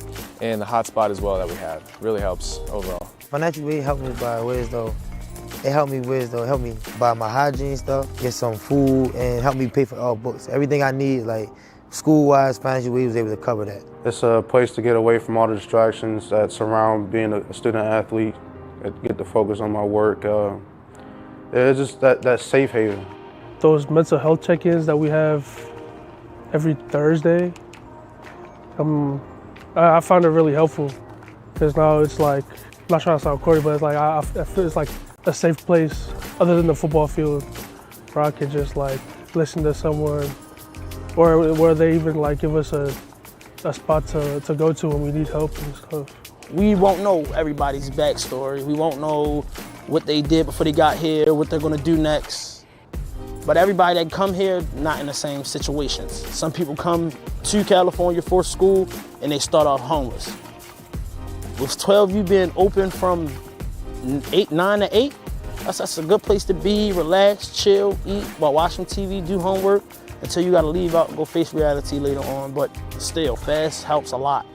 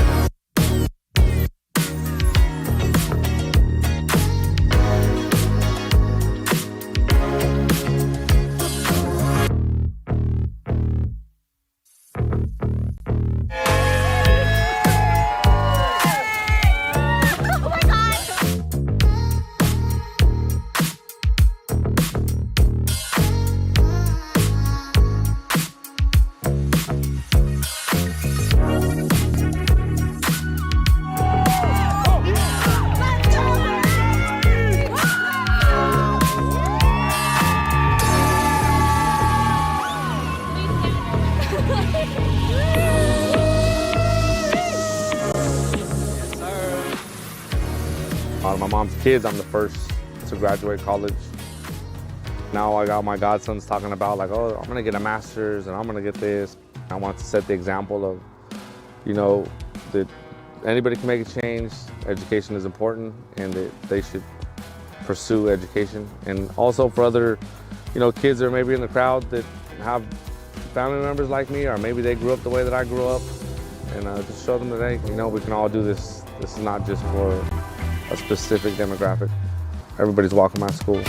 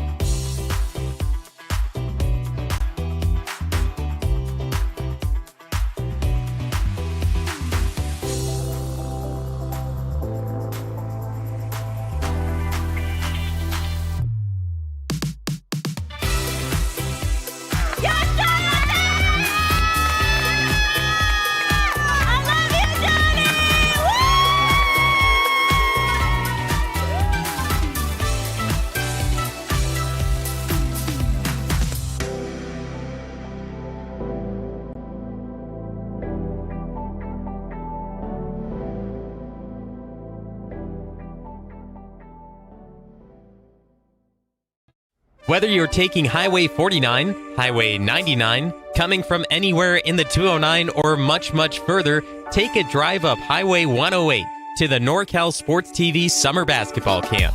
It's a 5-day overnight summer basketball camp in the Sierra foothills of Sonora. The NorCal Sports TV Summer Basketball Camp, where we keep it 100.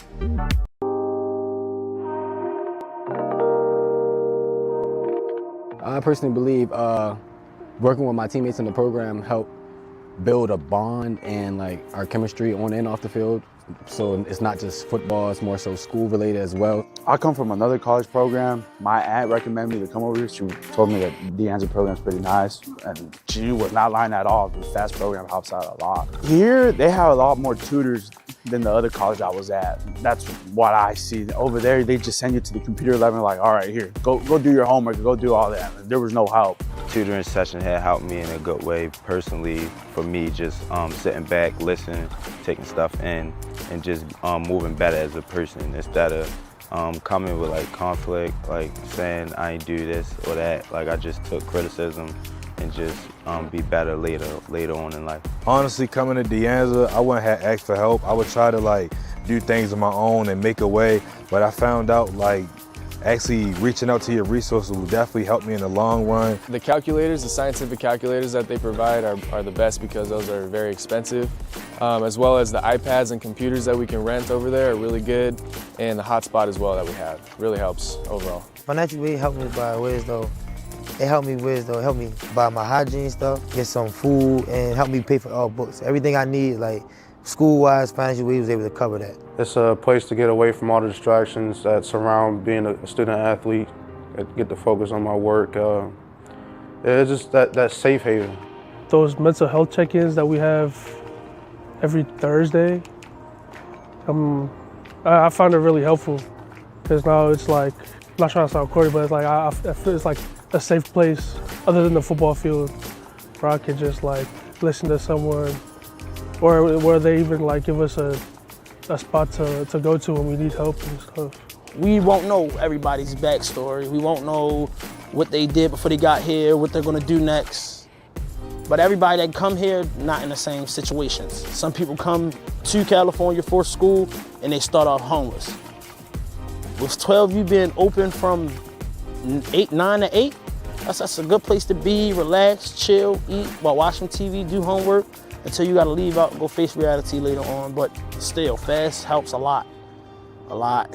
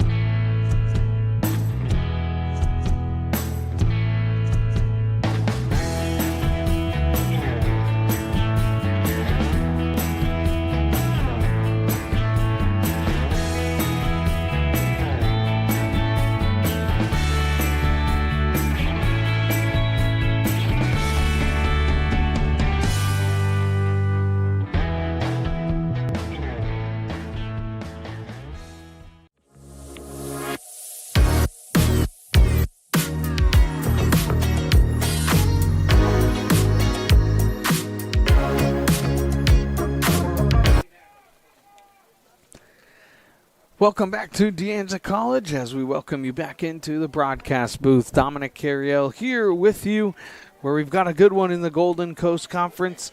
Number 1, De Anza taking on number 2, Coalinga, and really, whoever wins this one, they will have their mind set on a conference championship and will control their own destiny down the stretch. It was a good one in that first half. Offenses moved the ball, but no one really finished. And each defense has a fumble recovery that was brought back for a touchdown. 3 turnovers for De Anza in that first half, plus a turnover on downs. And 3 turnovers for the Falcons and 1 turnover on downs. As this one is booted away and taking it at about the 6-yard line there for the Falcons. Trying to break tackles, at least gets to the 25-yard line, was Drake Hughes. As now here comes that offense for the Falcons. Justin Delzit has the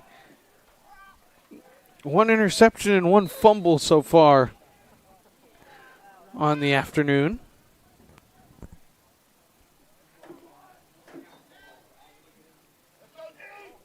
As carrying the rock has been Demarion Wright. Delzit looks to throw deep, and he just fires this one out of bounds and incomplete. Has good smart play there, not to force a pass and possibly turn it over.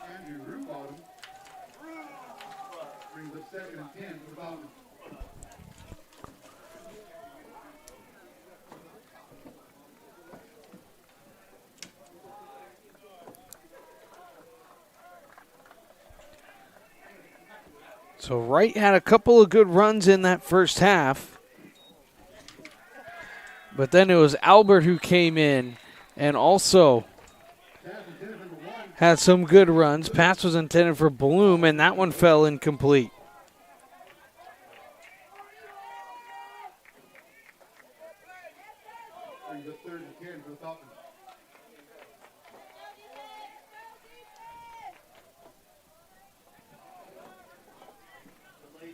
So 2 quick incompletions here.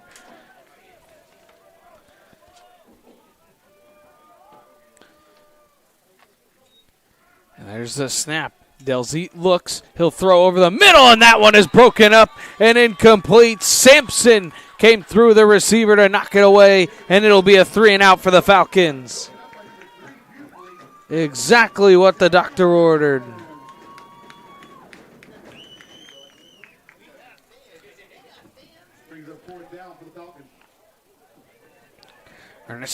Ernesto Villanueva now on to punt.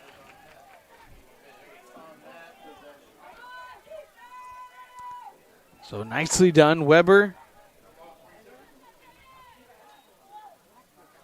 and Butler back, and that one was almost blocked. It comes out weird, but takes a huge Falcon bounce, and this could roll down to the 30-yard line, inside the 30 to the 29-yard line.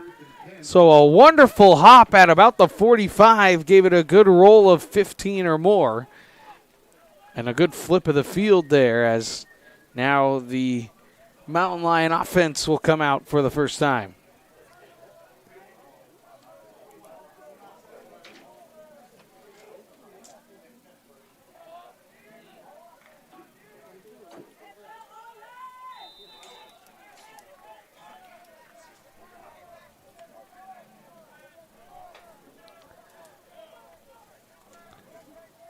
Now Kirby out of the gun. He gets the snap. It'll be a give, and Terrain is wrapped up and thrown down for a gain of about 3 on first down.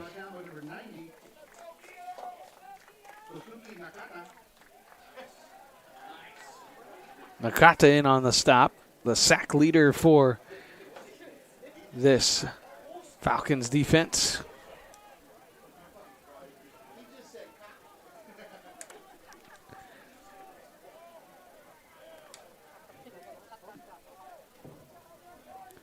There's the snap. Kirby throws it out wide. That's caught by Wright, and he is dragged down. And it looks like he'll get a gain of 1 on the play. Down by 17. Jaden Baguette.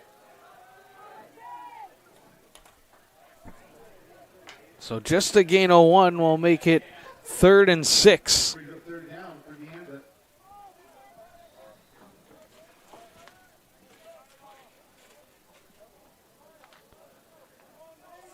For the Deanza offense.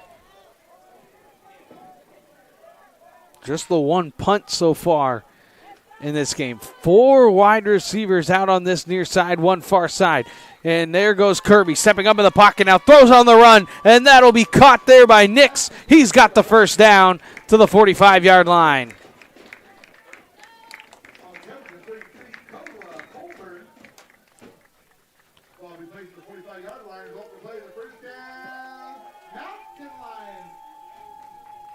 There's a snap by Kirby, and he just quickly fires it out to Young. Young breaking a tackle, is dragged down and pulled out of bounds after the gain of 5.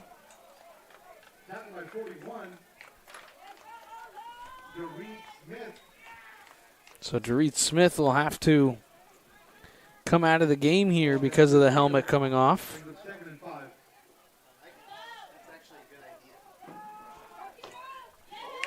There's a snap and a good run, and flying up the middle is Terrain.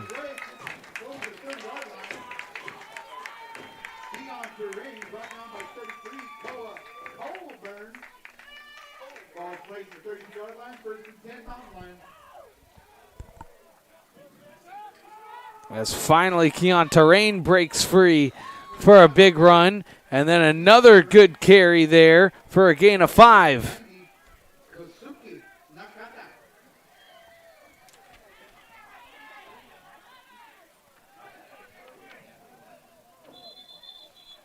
And now whistles blow.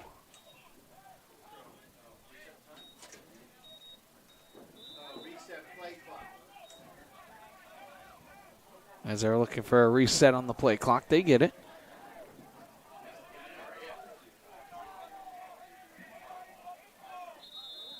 And now Deanza will have to burn a timeout here, just some miscommunication.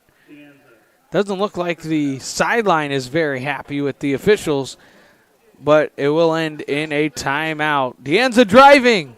They're looking at 2nd and 6 when we come back.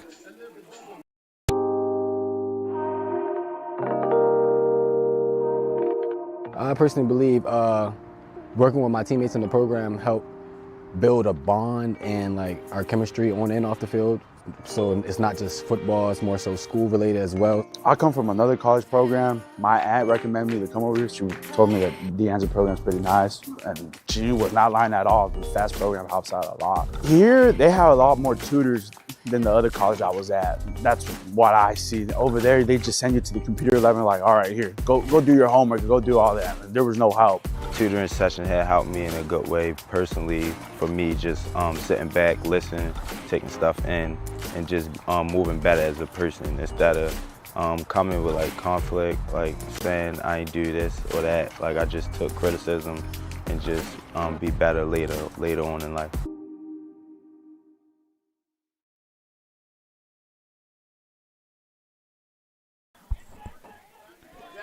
Out of the timeout. 2nd and 6. Kirby gets a snap. He looks, pump fakes. Only a 3-man rush. Now he steps up and he wants to run for it. Gets the first down and gets to the 20-yard line and scampers to the 21.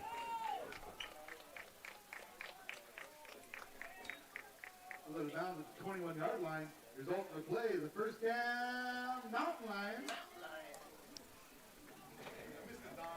I was just going to say, if you ever say Don's, that's And now Deanza looking to drive, put some points on the board. Still looking to regain that 2-score lead they had early in this one. Open to a 14-0 lead.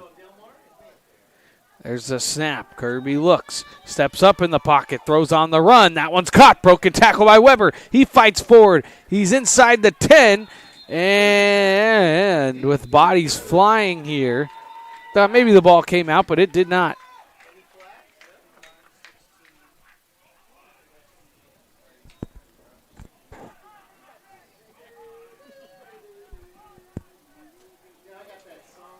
So now, first and goal after the big gain.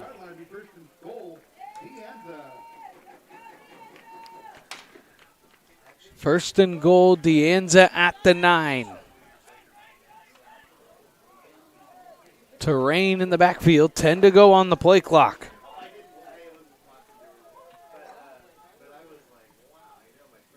There's a snap. Kirby toss to Terrain. He's wrapped up, breaks one tackle, won't break the second. No gain on the play.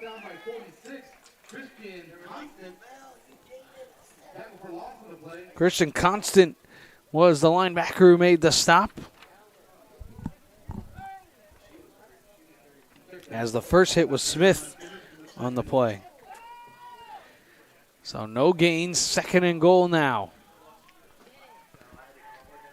Terrain still in the backfield. Terrain gets a snap. He looks. He fires to Weber, who dives, and he is in for the touchdown. Kirby to Weber. And De Anza's regained the 2-possession lead.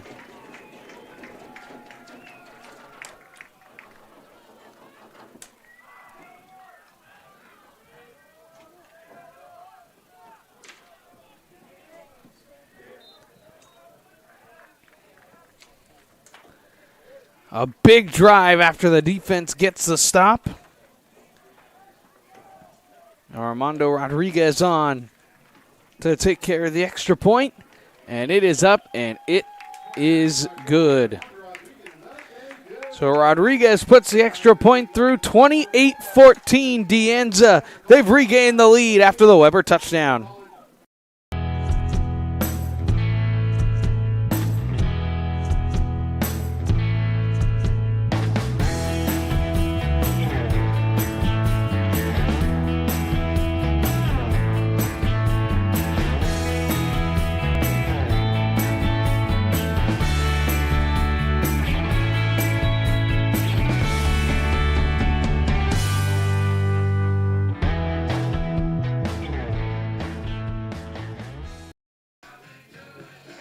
After the touchdown, looking to get a stop now defensively.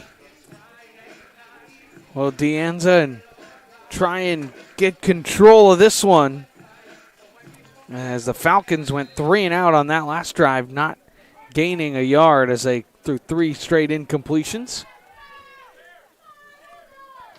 As that one is booted away, and this one will again be grabbed there by Hodges.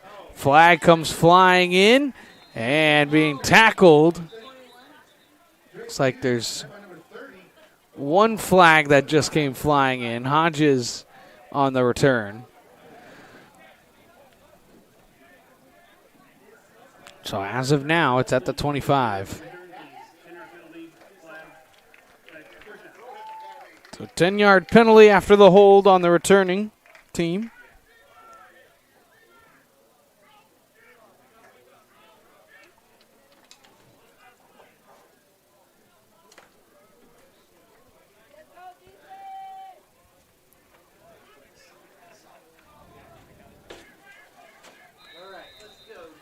First and 10 now for the Falcons. At the 15-yard line is where this drive will start.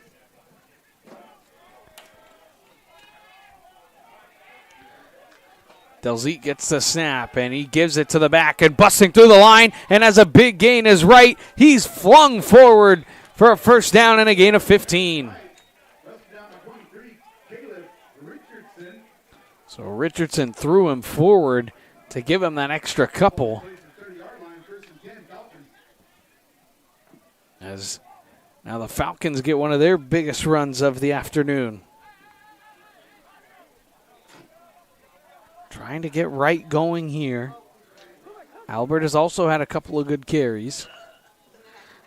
Play action to right, rolling and firing deep and having a man. It's Dunn, and he makes the catch, and Dunn will go the distance, and the Falcons answer back. David Dunn with a huge touchdown catch, and definitely Justin Delzeet's best throw of the afternoon.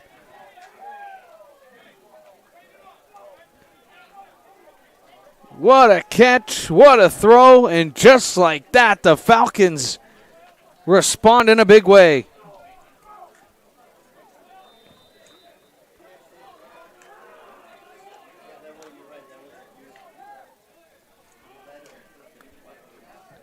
And a little high snap, but the extra point is still put down and is through. So just like that, in the blink of an eye, it's back to a 7-point ball game after the big Falcon score. Whether you're taking Highway 49, Highway 99, coming from anywhere in the 209 or much, much further, take a drive up Highway 108 to the NorCal Sports TV Summer Basketball Camp. It's a 5-day overnight summer basketball camp in the Sierra foothills of Sonora. The NorCal Sports TV Summer Basketball Camp, where we keep it 100.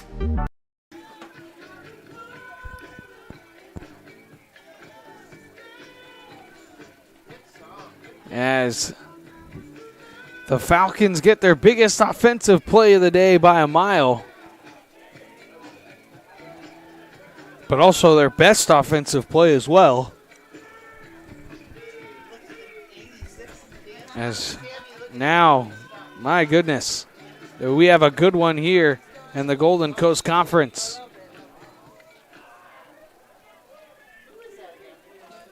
Villanueva to kick this thing away. Back again is Weber and Butler. This one is boomed away to Butler, and he's going to grab this at the 5. Butler looking to stretch it out.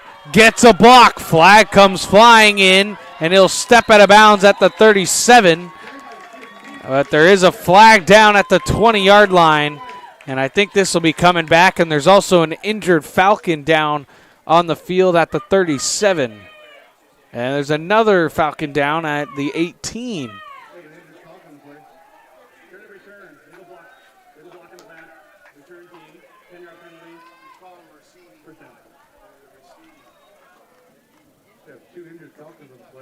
So 2 injured Falcons on the play, so we'll take a break. It was a 10-yard penalty for a block in the back. It'll be 1st and 10 from De Anza deep in their own territory.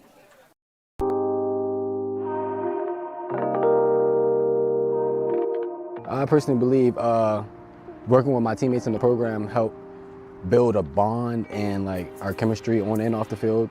So it's not just football, it's more so school related as well. I come from another college program. My aunt recommended me to come over here. She told me that the Anza program is pretty nice. And she was not lying at all. The FAST program helps out a lot. Here, they have a lot more tutors than the other college I was at. That's what I see. Over there, they just send you to the computer lab and like, all right, here, go do your homework, go do all that. There was no help. Tutoring session had helped me in a good way personally. For me, just sitting back, listening, taking stuff in, and just moving better as a person instead of coming with like conflict, like saying I ain't do this or that. Like I just took criticism and just be better later on in life.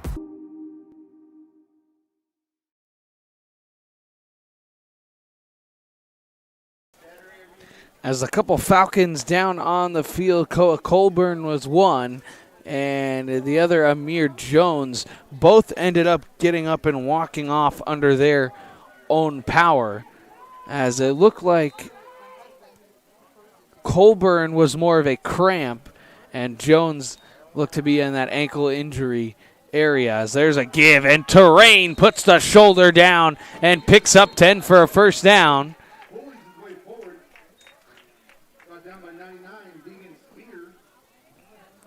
As it looks like now De Anza really getting into that run game. There's a snap, and there's another give on the run. Terrain again. Good run of 9 yards.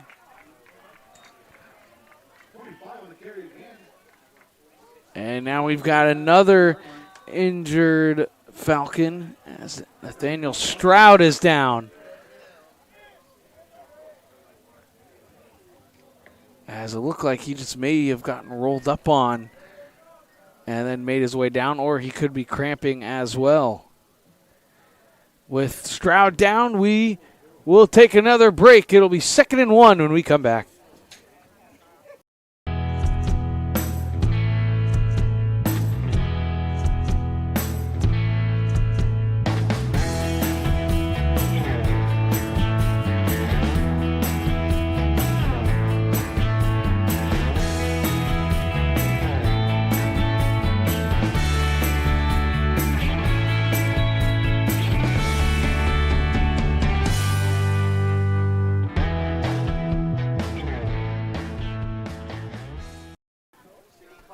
Stroud has the touchdown defensively for the Falcons, as the way that he got up and they stretched him out while he was down. It was definitely a cramp here. So a couple of guys cramping up out of halftime. So 2nd and 1. Terrain, it actually helped the most after he got a break. Kirby throws. That one's caught. It'll be a 1st down. Jadari Young on the catch.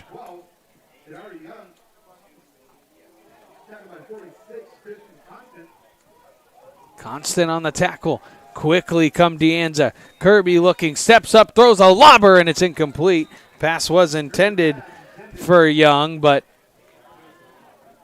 don't know if and then down on the field here is Young, and the training staff is waving over quickly.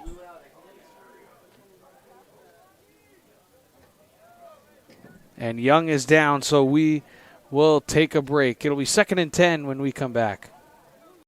Whether you're taking Highway 49, Highway 99, coming from anywhere in the 209, or much, much further, take a drive up Highway 108 to the NorCal Sports TV Summer Basketball Camp. It's a 5-day overnight summer basketball camp in the Sierra foothills of Sonora. The NorCal Sports TV Summer Basketball Camp, where we keep it 100.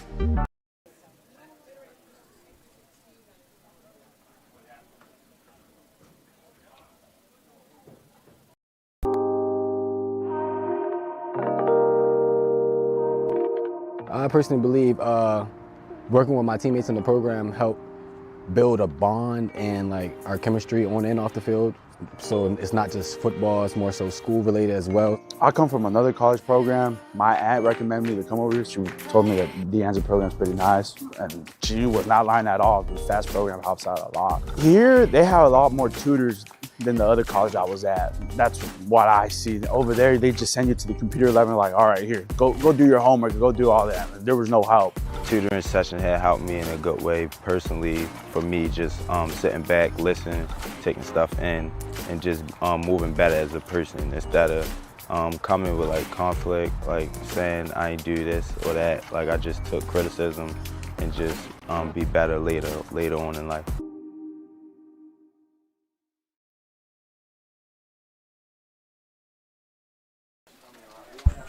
And after the injured player hobbling off the field there was Jadari Young, as it looked like that left ankle was the one that was injured. It'll be 2nd and 10. There's the snap to Rain, and he is wrapped up, and a gain of about 2.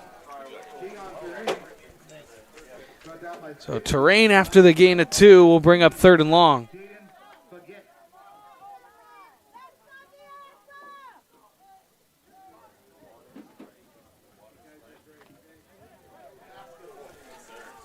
Third down and 7 now. As we'll see here what this offense can do. Down one of their better receivers in this one. Kirby steps up in the pocket, now looks to run, and down he goes. He'll gain 1 yard.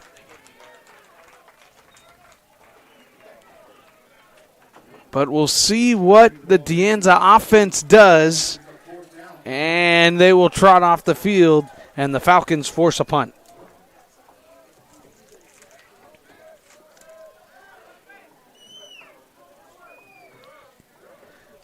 So we'll see how this punt goes. The last one, a little bit of an adventure.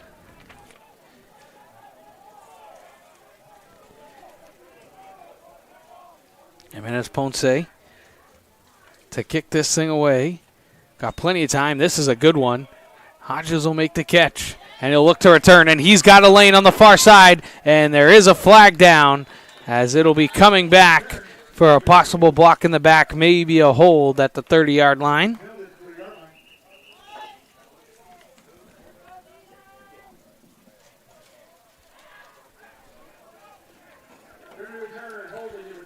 And it is a hold.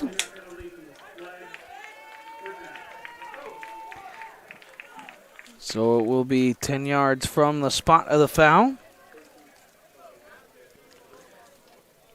This is the second drive that has started with a penalty. So a ball placed at the 20-yard line. And now the Falcons have an opportunity to tie this ball game up here.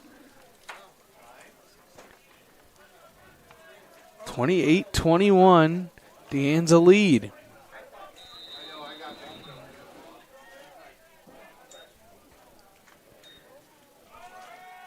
Delzit gets the snap and hands it off, and nothing doing there for Wright. So Delzit decided to give that one to the back, and he went down in a quick hurry after the loss of one.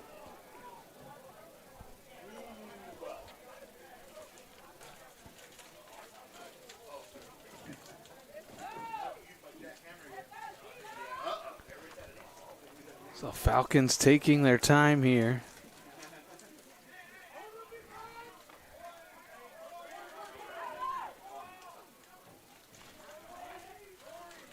There's a snap and gets it out to the back right, and he's got a good gain, and he'll pick up the first down.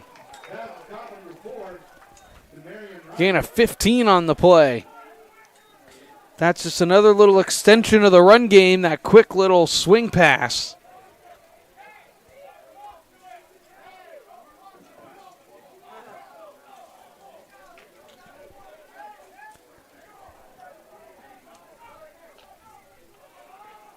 First and 10 from the 34.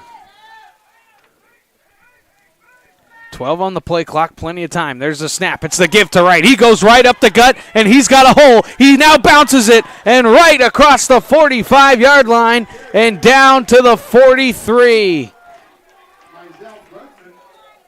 Brunson with the touchdown-saving tackle, and another big gain.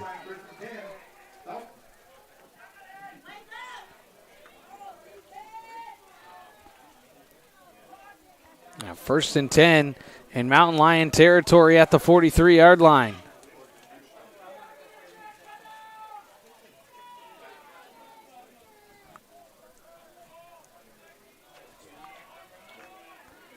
There's a snap, and this one's a give now to the back, Albert, but he is wrapped up for no gain.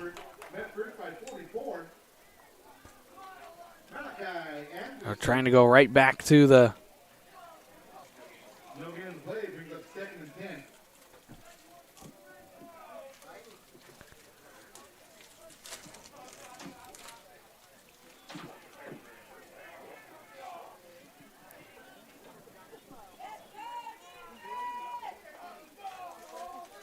second and 10 now. There's a snap, looking deep now. It's underthrown and incomplete. A.J. McHugh was the intended target, but nothing really doing there as Brunson was in coverage.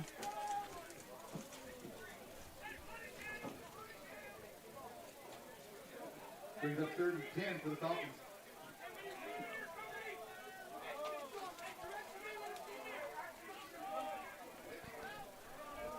So now 3rd and 10 here, but I think you could be in 4-down territory here if you just pick up at least a couple of yards. Delzit steps up in the pocket, but they won't be in 4-down territory now. Down he goes. Malachi Anderson with the sack.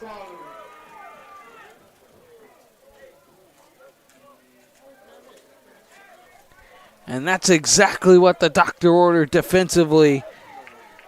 And the loss of 7 will bring the punt unit out. Villanueva will make his way on the field now.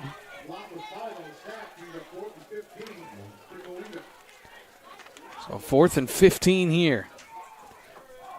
Weber and Butler back. There's a punt, and that one was almost blocked. But Weber looks like he's going to let this one bounce. And then it's grabbed, but now there's penalties down, and it looks like roughing the punter.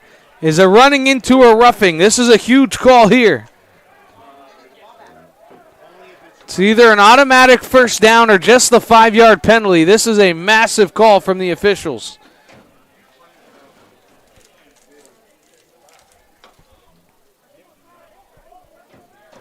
I saw it almost get blocked, but the defense is walking back, and it's roughing the kicker, and it's a first down.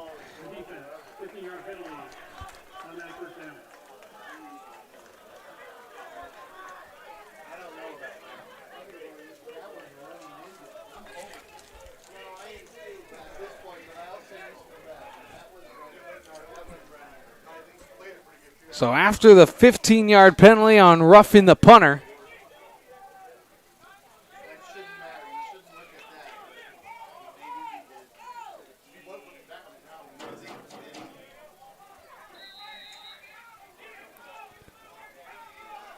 as now 1st and 10 here from the 32.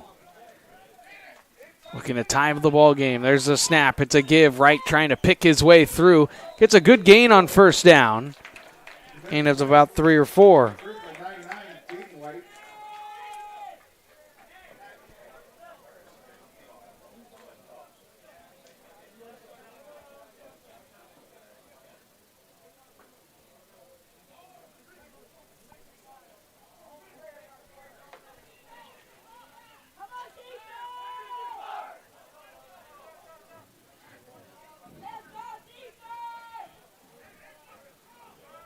Second down and long. There's the snap. It looks like another give. And bouncing it, and now stepping out of bounds goes Wright as he loses 4 on the play. Actually, make it a loss of 5. Now 3rd and 11 here.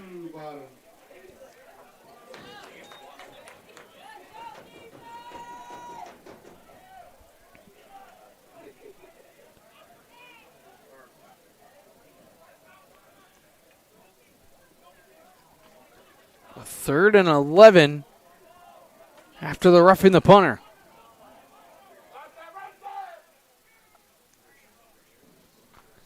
There's the snap.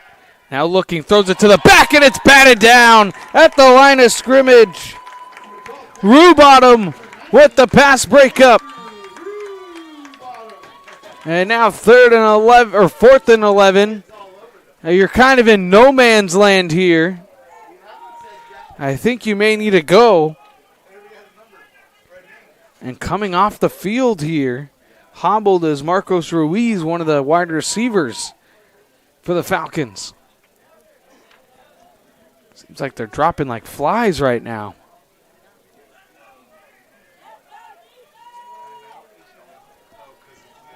Five to go on the play clock. Will they get the snap off with 3, with 2? They do. Delzete looks and throws, and a wide open Dunn for a first down. He breaks a tackle and more. He's down to the 10-yard line.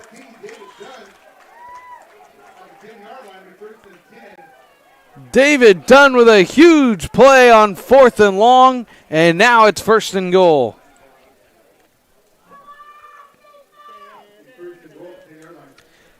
That was just a 15-yard sprint down the field and turn around, and the ball will be on you. Good throw from Delzete. Now he gives the carry. Wright bounces. Wright, there's a flag. He's into the end zone for a touchdown. Multiple flags. One in the area of wide receiver holding, and this other one I think is offensive line holding.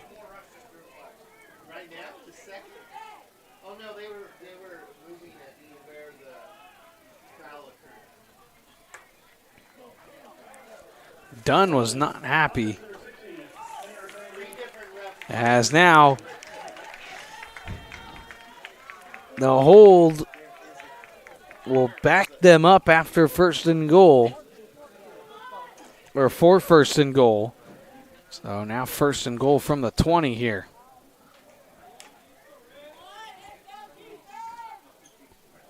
There was multiple flags pretty much all in the same area. At first and goal from the 20.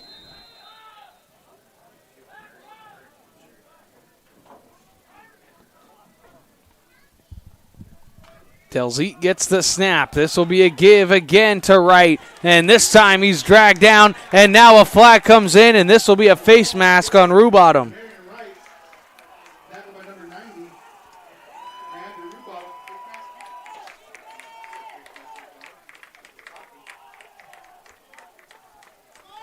As Rubottom had him by the jersey. And then it looked like he grabbed that face mask. You see it right there getting dragged down. And now an automatic first down after the hold.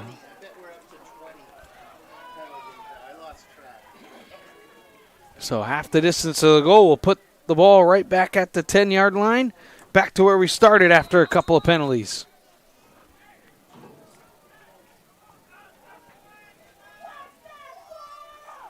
First and goal from the 10. Crowded backfield with Bloom and Wright. Bloom now in motion. There's a snap. They look to go over the screen for Wright. He makes the catch, but he's swallowed up. Still manages to gain a couple of yards as he gets to the 8-yard line.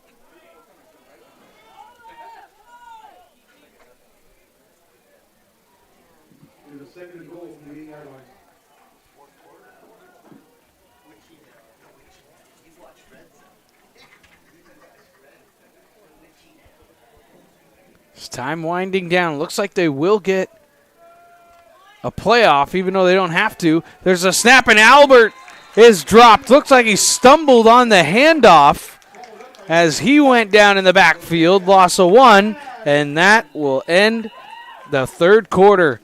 We've got a good one coming down the stretch here. It's a 7-point Mountain Lion lead. It'll be third down and goal to start the final 15 minutes when we come back right after this.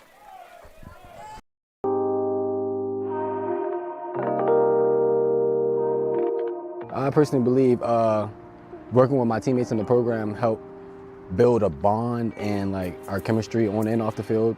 So it's not just football, it's more so school related as well. I come from another college program. My aunt recommended me to come over here. She told me that the Anza program is pretty nice. And she was not lying at all. The FAST program helps out a lot. Here, they have a lot more tutors than the other college I was at. That's what I see. Over there, they just send you to the computer lab and like, all right, here, go do your homework, go do all that. There was no help. Tutoring session had helped me in a good way personally. For me, just sitting back, listening, taking stuff in, and just moving better as a person instead of coming with like conflict, like saying I ain't do this or that. Like I just took criticism and just be better later on in life.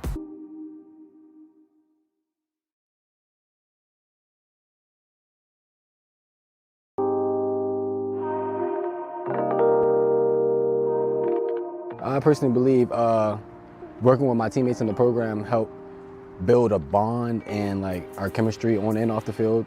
So it's not just football, it's more so school related as well. I come from another college program. My aunt recommended me to come over here. She told me that the Anza program is pretty nice. And she was not lying at all. The FAST program.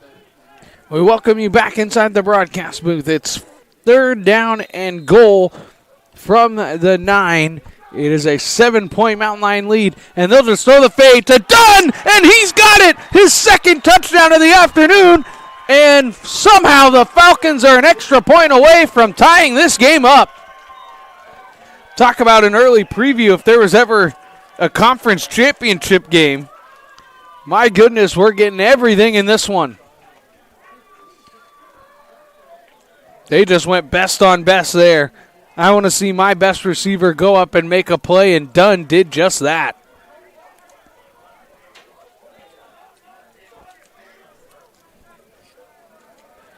Got some guys late coming on the field here. But that drive, all will go back to that roughing the punter there. And the extra point is blocked! The extra point is blocked, and Anza will somehow maintain the lead. My goodness. 14:56 to go. There was a ton of hands that got up there. Couldn't quite tell who got it. But my goodness, did Anza need that in the worst way after the way that drive ended?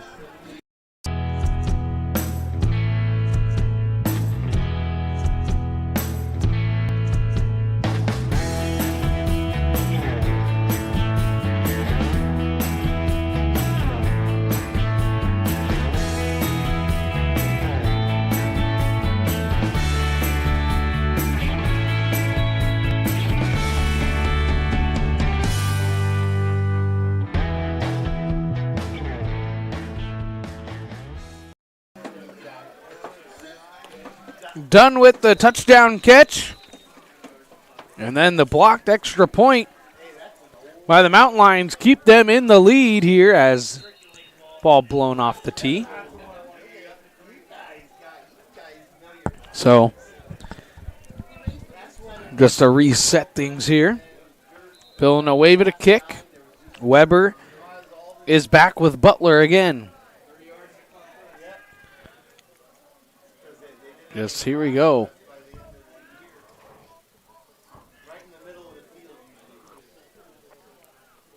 Villanueva on the kick. They'll send this one to Butler, who gets it at about the 12. Butler looking to switch fields. Butler's got a block. Butler's got the edge. Butler heading down the sideline. There goes Chris Butler. He will go! Touchdown, Mountain Lions!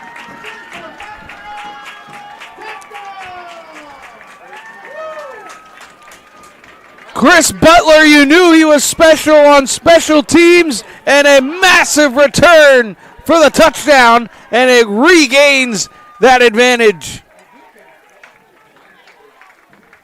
He got the edge, he had blockers, and he just had to beat the kicker in a foot race. And I'll take that bet every day of the week.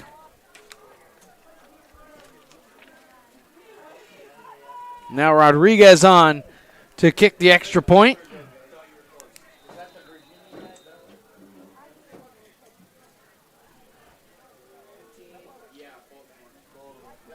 There's a good snap, good hold, and the kick is good.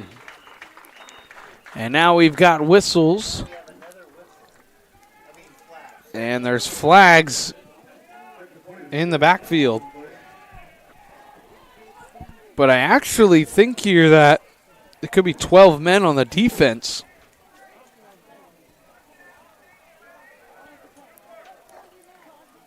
Or the way that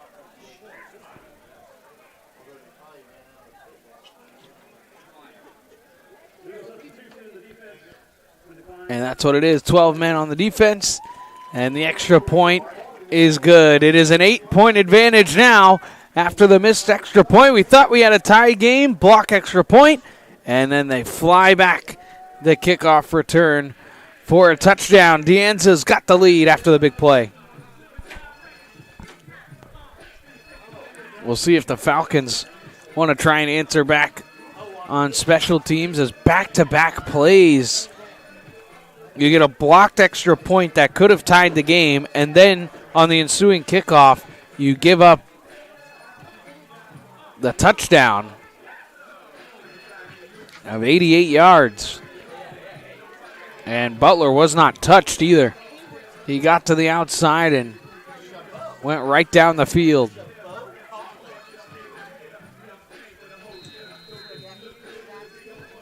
So Hughes back. Again, and this is a knuckler that will take a hop. It's fumbled, it's kicked, it's loose, and somehow, some way, Albert will jump on it and grab it.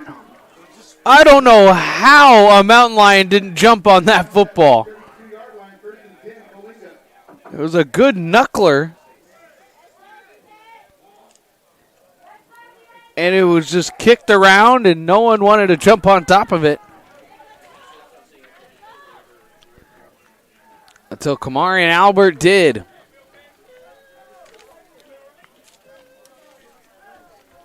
So 1st and 10 from the 32.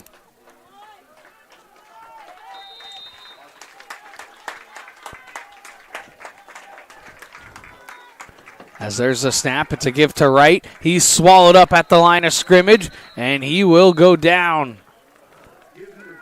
Give him a gain of 1 on 1st down.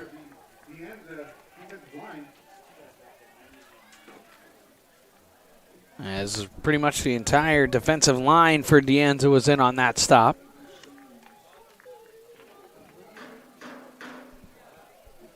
Still a 1-possession game.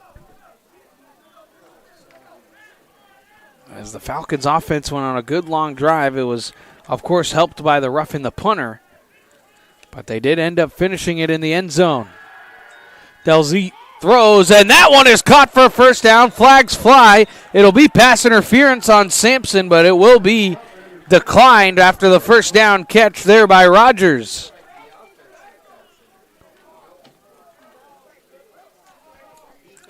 You'll see the grab there on the shoulder pad by Sampson. And you see it. A grab and the 1st down anyway. Rogers making the catch. It's the 2nd contested catch that Rogers has made today. And Delzete again with a real nice throw from the sophomore quarterback.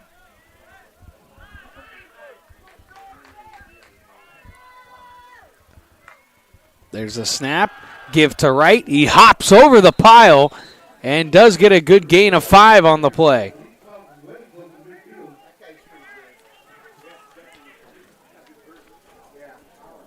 So instead of picking your way through the pile, why not just jump right over it? So the Falcons kind of slowing things down here, really huddling on this drive, most likely knowing how big of a drive this is. Wanting to make sure they get everything right here. There's a snap, and Delzete keeps it this time, and he slides down right at the marker, maybe a yard short. As Delzete, they won't give him, it'll be where the slide started, so it was a yard short. 3rd and 1, but I would assume you have 2 downs here to pick up that 1 yard. Yard to gain is the 46. And we'll see if Coalinga even snaps this football with the way that they've been able to get the Mountain Lions to jump off sides.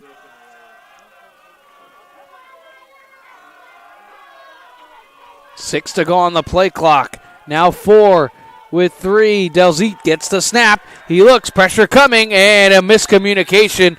Wanted to go back shoulder pass. No one was home.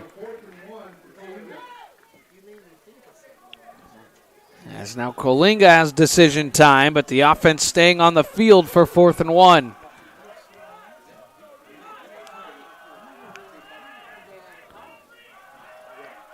I mean, you got to go hard count here, I would think, with one hard fake clap and then figure it out after that.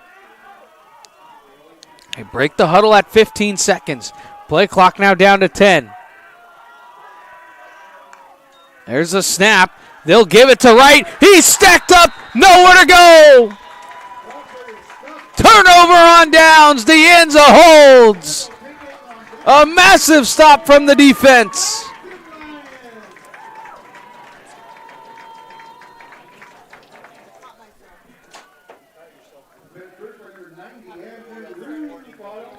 Just nowhere to go. Multiple different defensive linemen getting in on the penetration.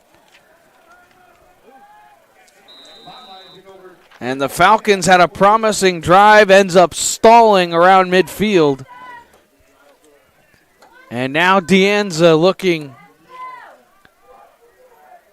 to try and land an uppercut here. Kirby throws it. Weber rushing, and the ball came out, and it rolls out of bounds.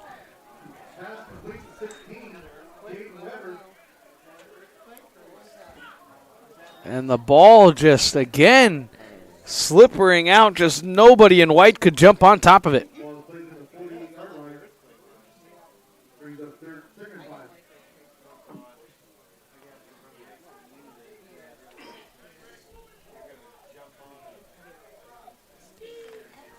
At the end of the day, it will be a gain of 4 on the play, so the Mount Lions will take it, but not sure if they wanted it like that. Kirby's pressured. He rolls out to his right, looking to pick up some yardage, which he does there.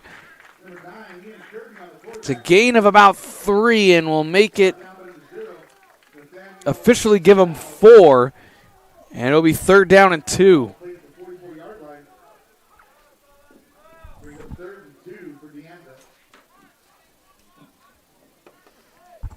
Third and 2 for the Mount Lions here. Definitely have 2 downs to get these 2 yards. We'll see what they do here as it's Addison in the backfield. There's a snap. They will give it to him. He bursts forward. He's got the first down and more. Breaks a tackle. Spins away. Addison, he will go to the end zone for a touchdown. An unbelievable run from Isaiah Addison that brings the Falcons to their knees with the uppercut.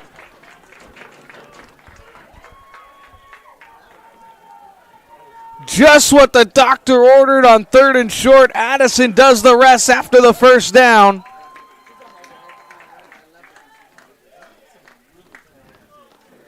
And the extra point to really start to separate this lead for De Anza.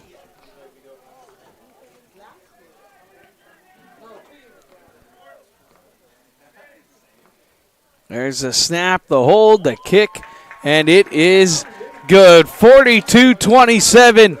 De Anza, Isaiah Addison with the huge rushing touchdown to put them in front by a couple of scores.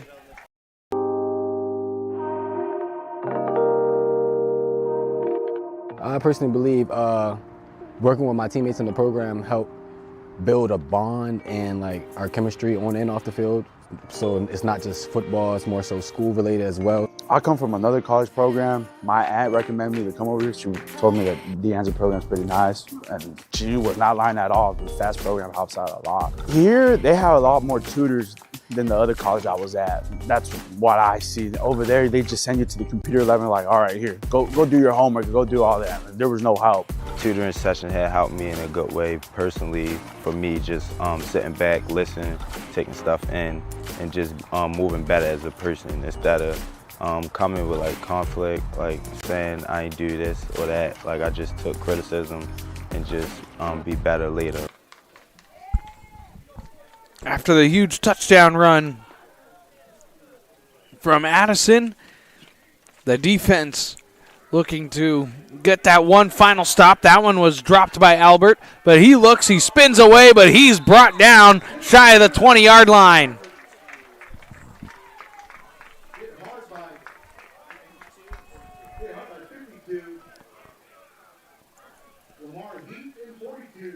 Kamari and Albert there just had nowhere to go. And now here comes the Falcon offense and really do or die here.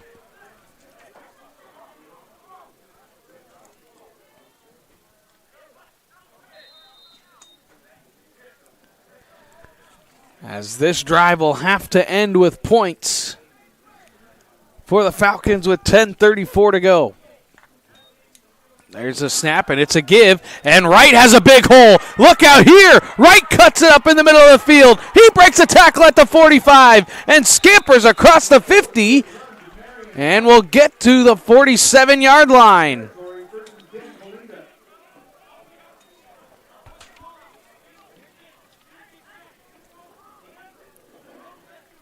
So a scamper of 44 yards on that play. And just like that, the Falcons are in Mountain Lion territory.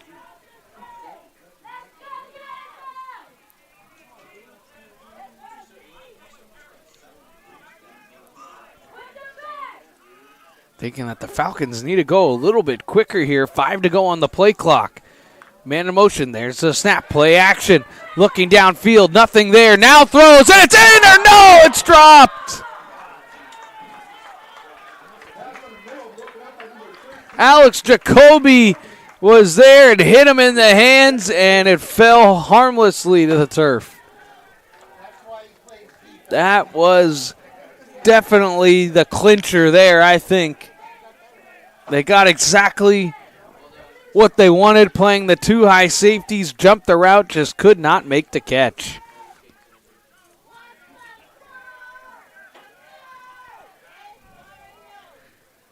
Second down and 10 now after the incompletion. There's a snap. This one will be a give to Albert. Across the 45, he'll get about 5. And now it's 3rd and 5. And I don't think for the Falcons you'll see the punt unit the rest of the way. And now we've got an injured Falcon down on the field, one of the offensive linemen. And we will take a break. So 9:23 to go in the ball game. Anza leading 42-27. Whether you're taking Highway 49, Highway 99, coming from anywhere in the 209 or much, much further, take a drive up Highway 108 to the NorCal Sports TV Summer Basketball Camp. It's a 5-day overnight summer basketball camp in the Sierra foothills of Sonora. The NorCal Sports TV Summer Basketball Camp, where we keep it 100. Whether you're taking Highway 49, Highway 99, coming from anywhere in the 209 or much, much further, take a drive up Highway 108 to the NorCal Sports TV Summer Basketball Camp. It's a 5-day overnight summer basketball camp in the Sierra foothills of Sonora. The NorCal Sports TV Summer Basketball Camp, where we keep it 100. Whether you're taking Highway 49, Highway 99, coming from anywhere in the 209 or much, much further, take a drive up Highway 108 to the NorCal Sports TV Summer Basketball Camp. It's a 5-day overnight summer basketball camp in the Sierra foothills of Sonora. The NorCal Sports TV Summer Basketball Camp, where we keep it 100. Whether you're taking Highway 49, Highway 99, coming from anywhere in the 209 or much, much further, take a drive up Highway 108 to the NorCal Sports TV Summer Basketball Camp. It's a 5-day overnight summer basketball camp in the Sierra foothills of Sonora.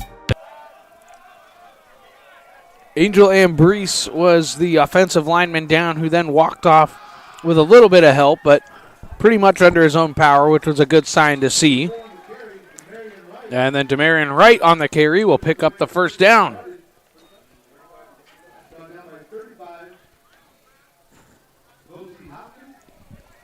So the Falcons moving the chains here, but not really stepping on the gas here. Knowing that you need the 2 scores. If anything, this is showing that you've got full confidence in that defense to get a stop on the very next drive. There's a snap. Looking. Now stepping up and getting swallowed up in the backfield for the sack. Delzete just had nowhere to go, as Hopkins is in on the sack.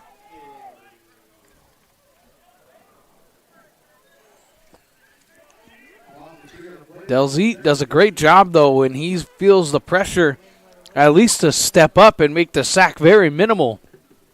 It's just a loss of 3. So 2nd and 13.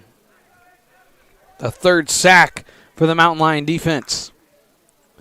There's a snap. This will be a give to Wright. He follows that tackle and will head up the field into the secondary. Breaks a tackle. Still on his feet. How did he stay in bounds? Stumbles down. It'll be 1st and goal.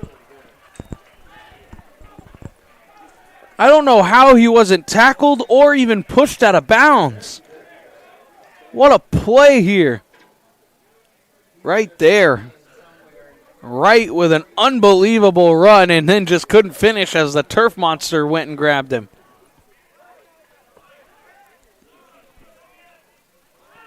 as he's really toted the rock. As we have him on the sideline here, he's really cramping up. First and goal now after the big run. There's the snap. It'll be a give, and up the middle, diving to the end zone, and in is Albert. And the Falcons go down the field and cut into that lead again. Now do you go for the extra point, or do you go the 2 now? Looks like you're kicking it here. Because you know you got to get that 2-point conversion after the block extra point. Looking to make this that 8-point game.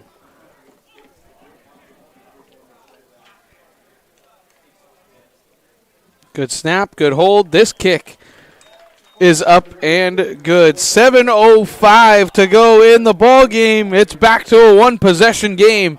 De Anza looking to respond.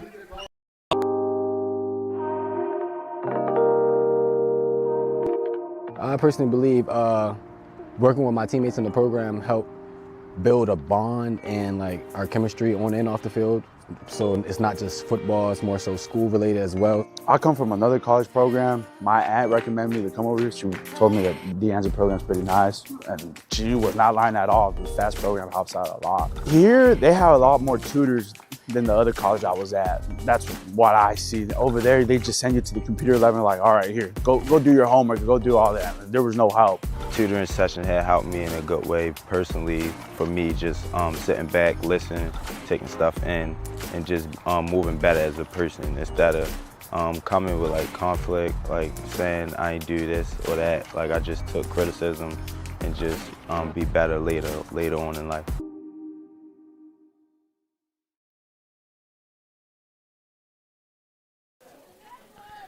As here's another kick. This time they'll keep this one on the ground, and now it's loose at the 35, but it's jumped on by a couple of mountain lions. You knew they probably weren't going to kick it to Butler again, but almost a disaster on special teams.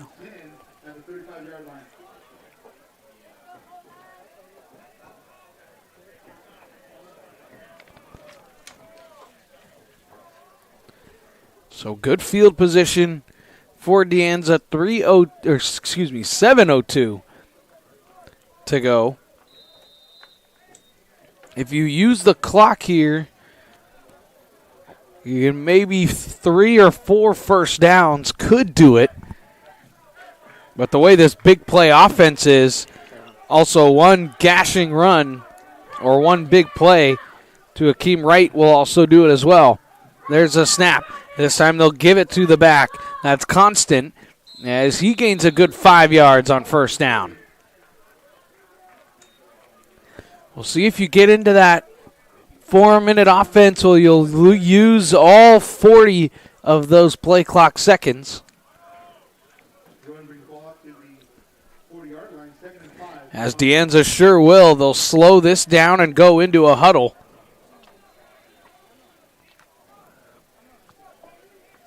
Now, if you're the Falcons, do you sell out to stop the run and leave your guys one-on-one on the outside, knowing that De Anza won't be afraid to throw it in these situations?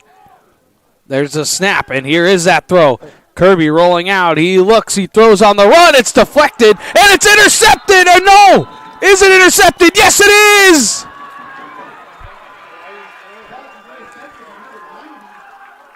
It was deflected straight up in the air and intercepted. Kazuki Naka. It rolls out. It got deflected, and one of the defensive linemen made the catch, got the foot in bounds. And this game has totally turned on its head.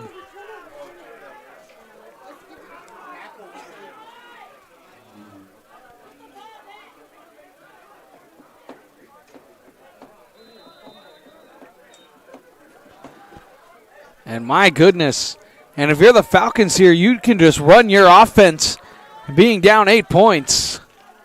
No need to throw it all over the field now. 6:11 to go. There's the snap. They'll throw it out to the outside. Bloom, he looks to break a tackle, but he will not. Hopkins with a huge tackle in the backfield, and not what the Falcons wanted. It's a loss of 6 on first down.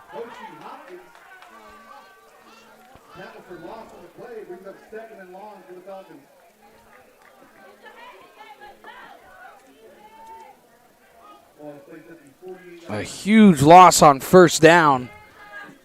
Surprised they didn't try and just run that ball quickly. As you'll see, Demarion Wright still on the sideline working through those cramps right now. There's a snap. There's the give. And down goes Albert in the backfield. And who else there but Rubottom? And now there's a flag from the back judge. And it looks like it's going to be on Anza.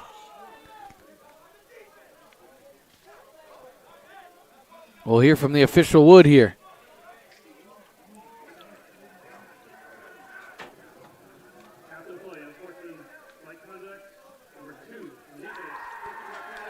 After the play was over and unsportsmanlike conduct, that one goes against Skinner, who has an interception. We'll see if maybe we can try and find what he did there. It was after the play, so I don't know what he could have done. We don't have it, but just a brutal penalty on what would have made it after that play.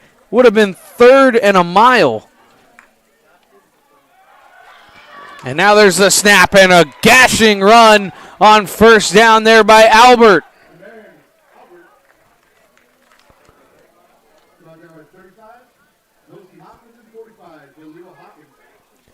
As Albert picks up 9. There's a snap and another give to Albert. He looks to bounce it. He'll at least get an inch or two.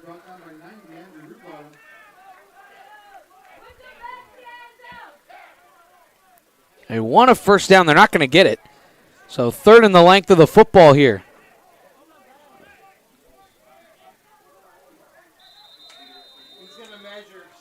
And now here they'll bring out the measurement.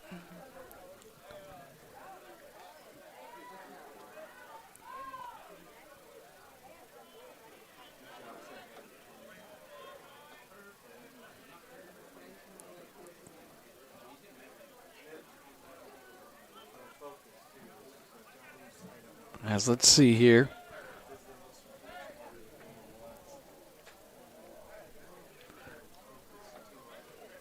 Try and see if we can get some bodies out of the way to try and get a shot of that, of where the sticks are.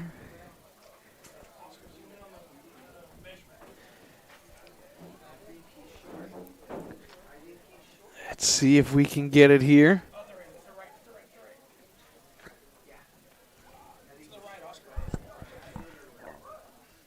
And Anza saying he's short, and he is short.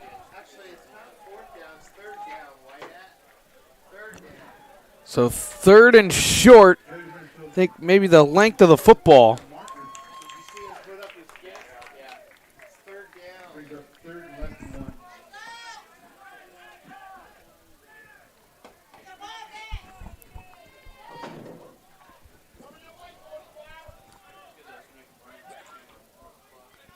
So 3rd and about a couple of inches here. Making sure everyone's set before we start to run this clock here. And away we go. 3rd and less than a yard. There's the snap. It's a quarterback draw, and getting the first down, there was Delzeet. So Delzeet calls his own number, and now down on the play is Andrew Rubottom for Anza, but he did pop up there, so looked like he was down, then late pop up. But now this clock is about to hit inside that 4-minute mark as the Falcons are driving towards the end zone, looking for the game-tying score. There's a snap. Albert on the carry. He's hit at the line of scrimmage, fighting for yards. We'll gain about 2 on the play.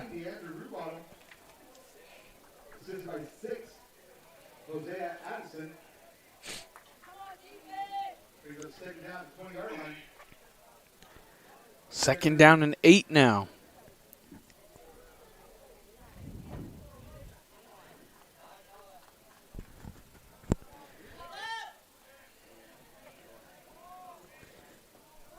You know, the Falcons have all 4 downs to pick up all of these yards. Delzete throws over the middle, and it's incomplete. Pass was intended for Bloom. He just wasn't ready for it.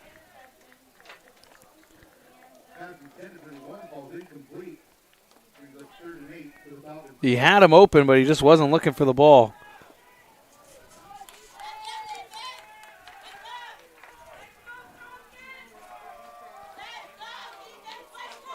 Now 3rd and long. Anza looking for a huge stop defensively. Crowd trying to make noise. 9 to go on the play clock now. Delzete changing, and now the Falcons will have to burn a timeout, which you probably wanted to save those defensively, but they'll use one here with 3:13 to go in the 4th quarter. Whether you're taking Highway 49, Highway 99, coming from anywhere in the 209 or much, much further, take a drive up Highway 108 to the NorCal Sports TV Summer Basketball Camp.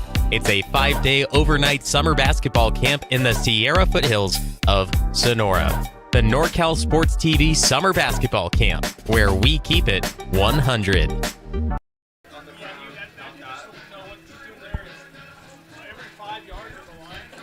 So after the timeout,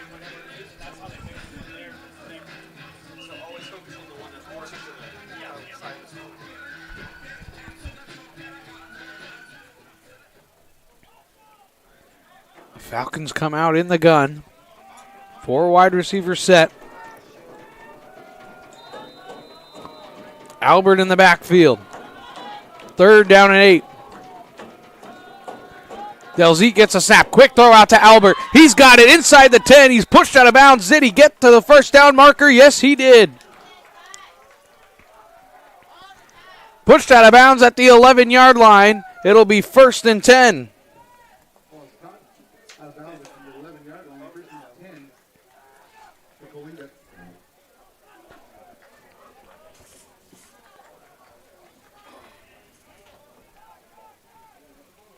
So Falcons could still get a first down inside the 1. There's a snap, a give to Albert up the middle, trying to slice his way through. Offensive line pushing forward and getting him to the 5-yard line. They'll mark him down at the 6. And I wonder if the Falcons are content with taking this thing to the 2-minute timeout. They do not have to snap it. And you almost wonder when Anza may want to start using their timeouts to just try and get the ball back. But the Falcons are out 9 seconds to snap it here. I don't know if they'll get it off. And they do. Delzete and whistles come flying in. And they did not get the snap off. It will be right at the 2-minute timeout.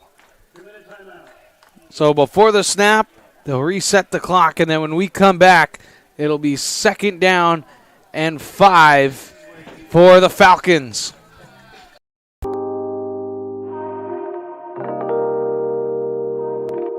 I personally believe working with my teammates in the program helped build a bond and like our chemistry on and off the field. So it's not just football, it's more so school related as well. I come from another college program. My aunt recommended me to come over here. She told me that the Anza program is pretty nice. And she was not lying at all. The FAST program helps out a lot. Here, they have a lot more tutors than the other college I was at. That's what I see. Over there, they just send you to the computer lab and like, all right, here, go do your homework, go do all that. There was no help. tutoring session had helped me in a good way personally. For me, just sitting back, listening, taking stuff in, and just moving better as a person instead of coming with like conflict, like saying I ain't do this or that. Like I just took criticism and just be better later on in life.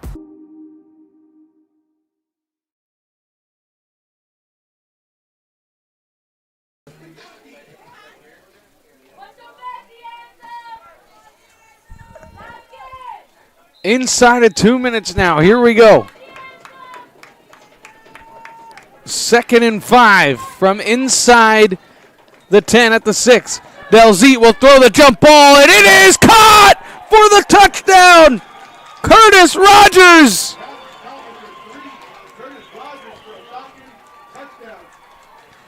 Another jump ball. Beautiful back shoulder pass to Rogers.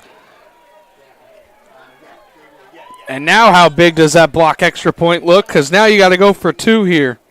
And you've already used 1 timeout.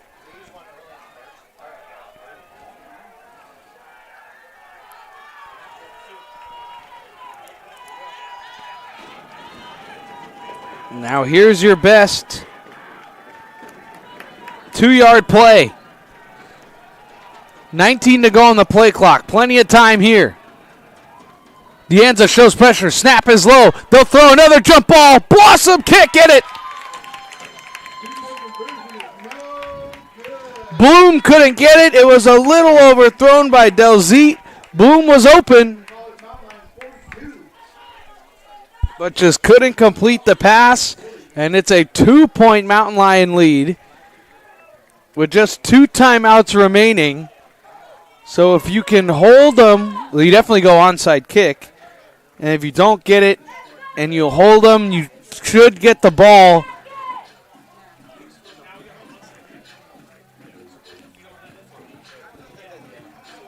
You're looking at maybe if everything goes right for you, you'll get the ball with a minute, 50 seconds if you're the Falcons in between that time. Hands team is out.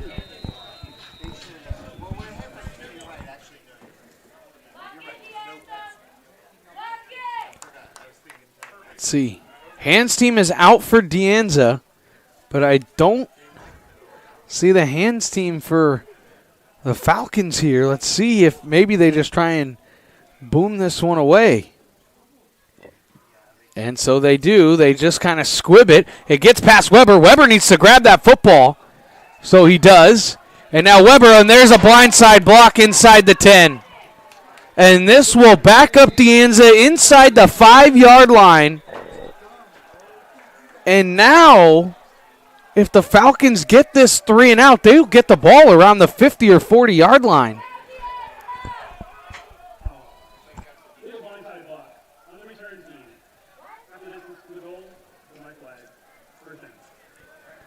So this will be inside the 10. The return ended up getting to the 18-yard line. Flag was down at the 8, so I think this should be at the 4, maybe even at the 3 or 2. They'll put it at the 4-yard line.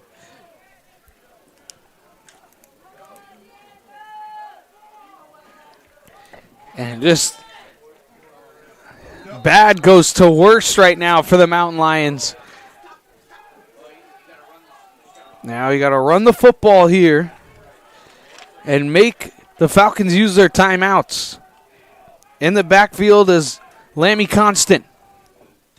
There's a snap. They're going to throw it out quickly to Weber. Weber can't stay here, can't get out of bounds, and he's brought down at the 6.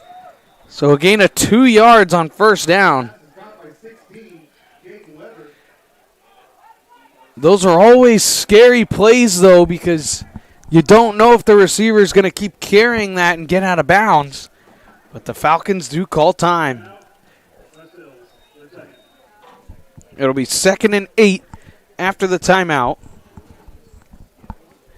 Coalinga's got 1 remaining. Can't say I'm surprised Anza's throwing the football with how aggressive they've been all season. But I think this one here, you have to run it to make sure that they use that timeout.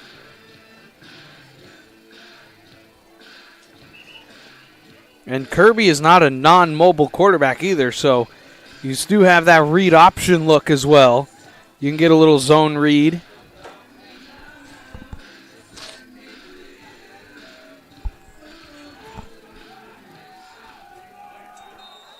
Constant again is in the backfield.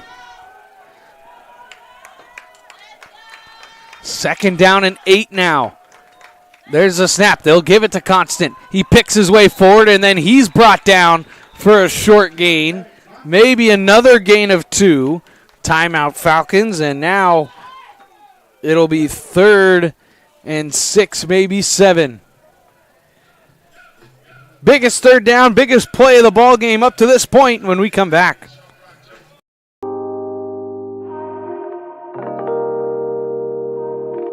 I personally believe working with my teammates in the program helped build a bond and like our chemistry on and off the field. So it's not just football, it's more so school related as well. I come from another college program. My aunt recommended me to come over here. She told me that the Anza program is pretty nice. And she was not lying at all. The FAST program helps out a lot. Here, they have a lot more tutors than the other college I was at. That's what I see. Over there, they just send you to the computer lab and like, all right, here, go do your homework, go do all that. There was no help. Tutoring session had helped me in it. Biggest play of the ball game right here. Going back and forth during the break. Do you throw it? Do you run it? Make them use as much time, and they will throw. Kirby looking, throws it to the outside. It's caught and breaking a tackle, but he got out of bounds. But it won't matter. It'll be a 1st down. Teron Nix picks up the 1st down. And it'll be a couple of knees, and D'Anza will squeeze out this victory.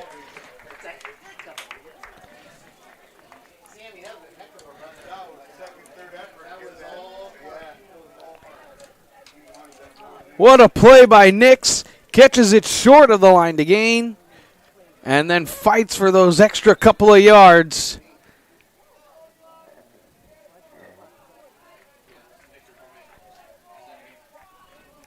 And they're going to get a delay of game penalty here.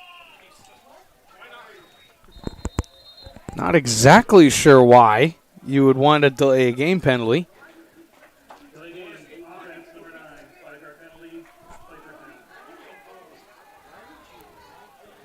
Well, it looked like originally they were going to go in the gun and run the football, which I don't think I would have ever seen that.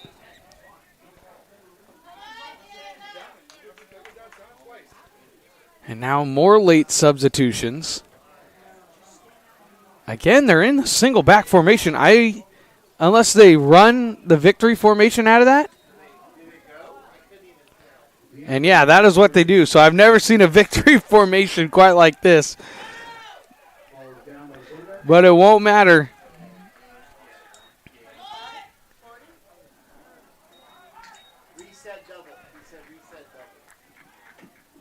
So now it's running down. As now here's the victory formation we're usually accustomed to seeing here. I wonder if D'Anza, have they ever really gone under shotgun? Do they know where to be lined up here?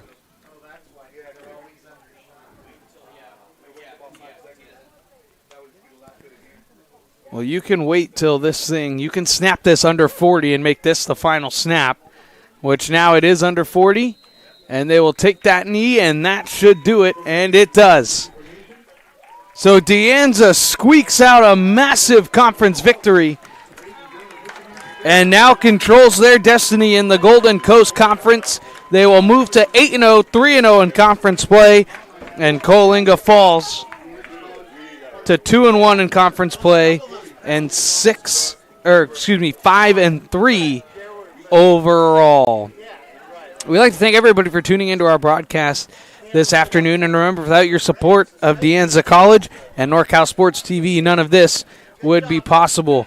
We'd like to invite you to subscribe to NorCal Sports TV and go ahead and like this video. Like us on social media platforms and hit that alert button so you are alerted anytime that we are live. Thank you to my great entire crew here at De Anza. Of course, Jeremy Hurtado, my great producer, as we remind you of the final score, 42-40.